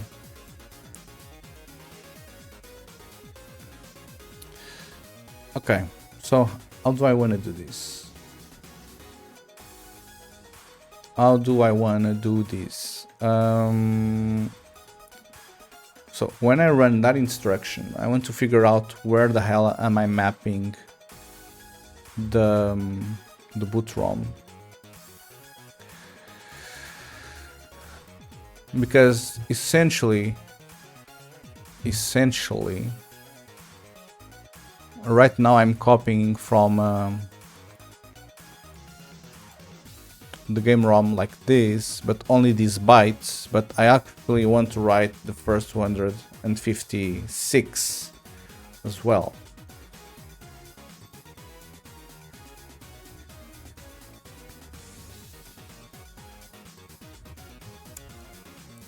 So,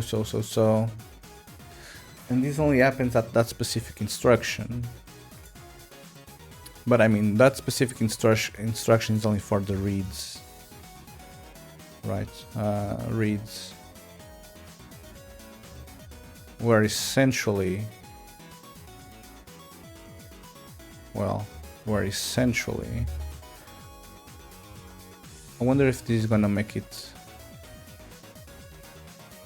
way slower. Not really. Memory map. equals this. So here we get an access to the memory map. Okay, get an access to the memory map, and here we will see the what's it called, OX 50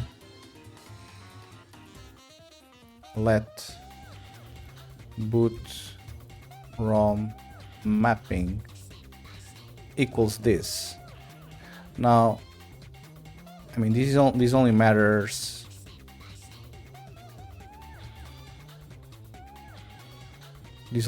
for the first 256. How do I want to do this?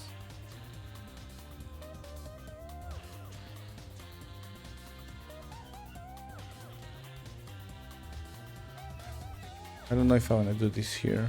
I think I want to do this here. So I'll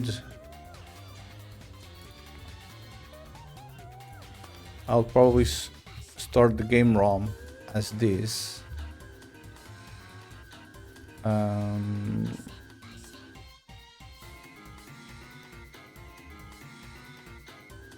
I mean, but this size, yeah, I don't know the size of this. The size can be whatever. Include bytes to vec. I mean, you won't let me do this, so I'll need to do a lazy lock on this.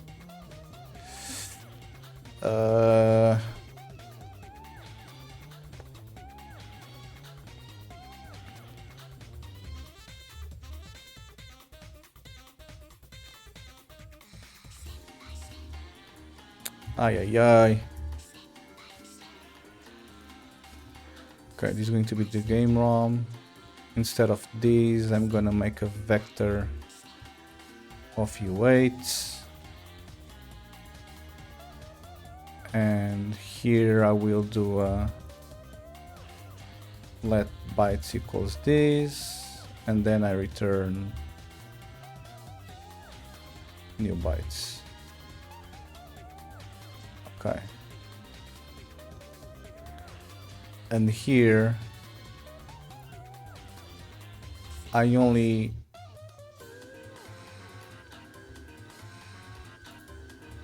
well, I already have the boot ROM there.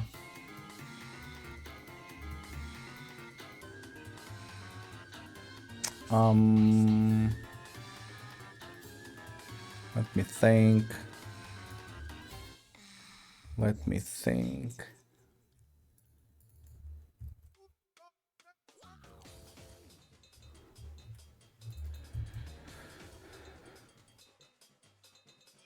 And this is the first byte. So if it's less than this, I'm not exactly sure how I want to do this, to be completely honest with you. I mean, these are ROMs, so I shouldn't be writing there. But for reading, if I do like if an index is less than this, then this is a reading from boot or cartridge.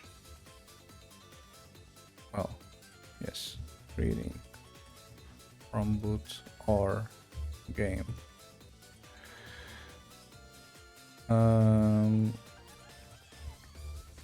Else if index less than OX, it's 7Fs, right? 7Fs. 7Fs. This is reading from game.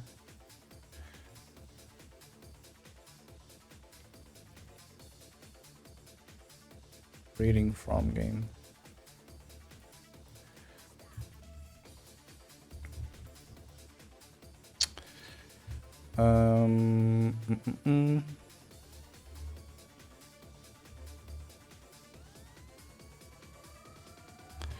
Reading from game.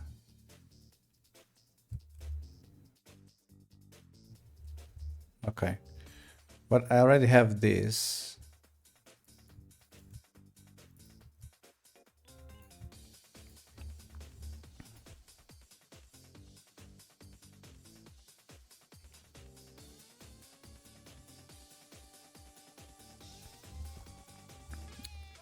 Okay.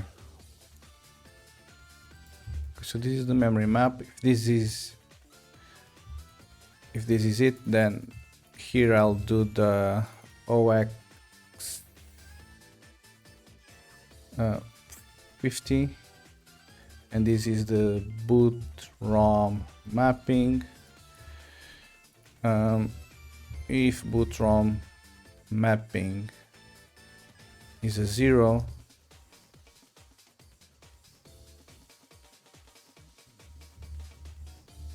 okay, hold on. What do we write there? 1. Okay.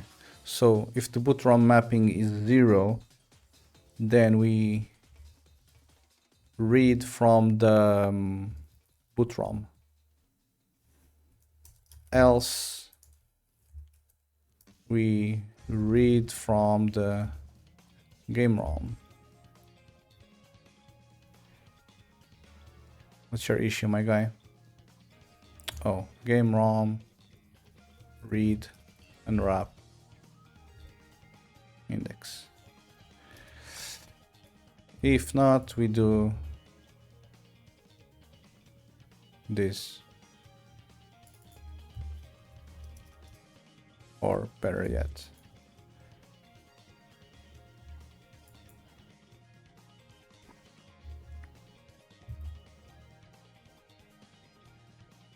then else we read there. Okay. And I think this should allow us,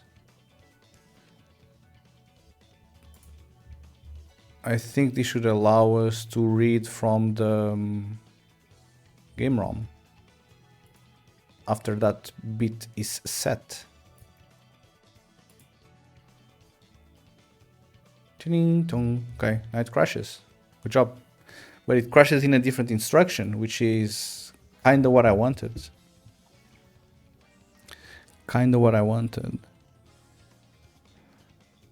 Oh man, so many stuff is happening today.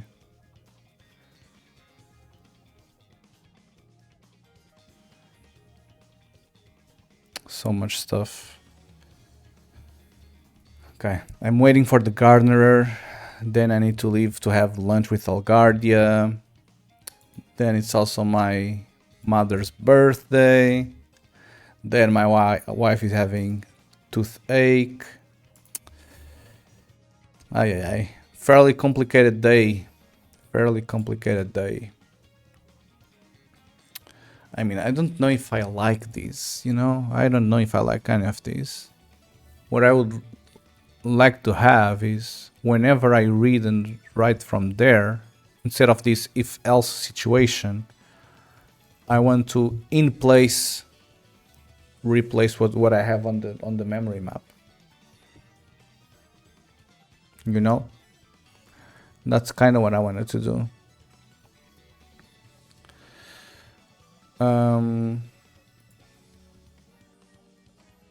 Okay, but at least we can implement one more instruction. OX87, which is add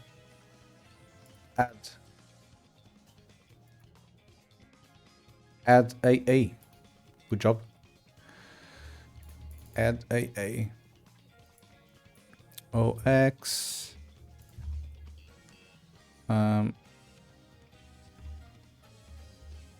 Yeah. Where are the adds? Oh, I don't have an add yet. Don't I? Oh, that's cool.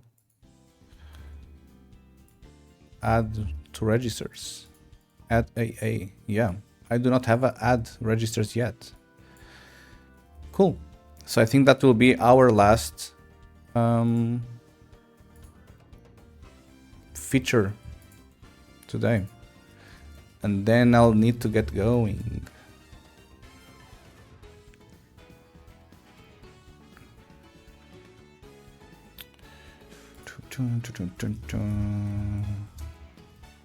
Left, right, and this is just add one comma the other. This is a instruction add, which takes only 1 byte, and this is the clock between two registers, and this takes 4. Okay, and now we need to add the actual code to run this, and this is going to be a self add reg left right, and now we need to implement this method. Good job. Left right. Okay, where are the other adds? Adds.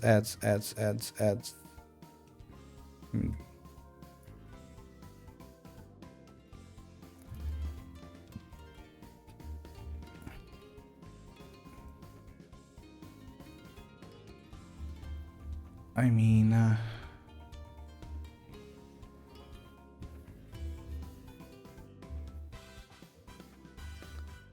with alpha carry and stuff. Ooh.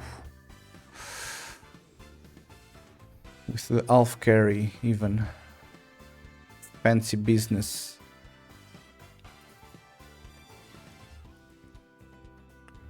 Okay, add between 2 registers. These registers need to be both 8 in size. This is the value. This is the right value. As you wait. This is the nibble situation for the H flag. Here we add, we check if they overflow for the C flag. If the addition with overflow is 0, we do that. And this is immutable. Okay.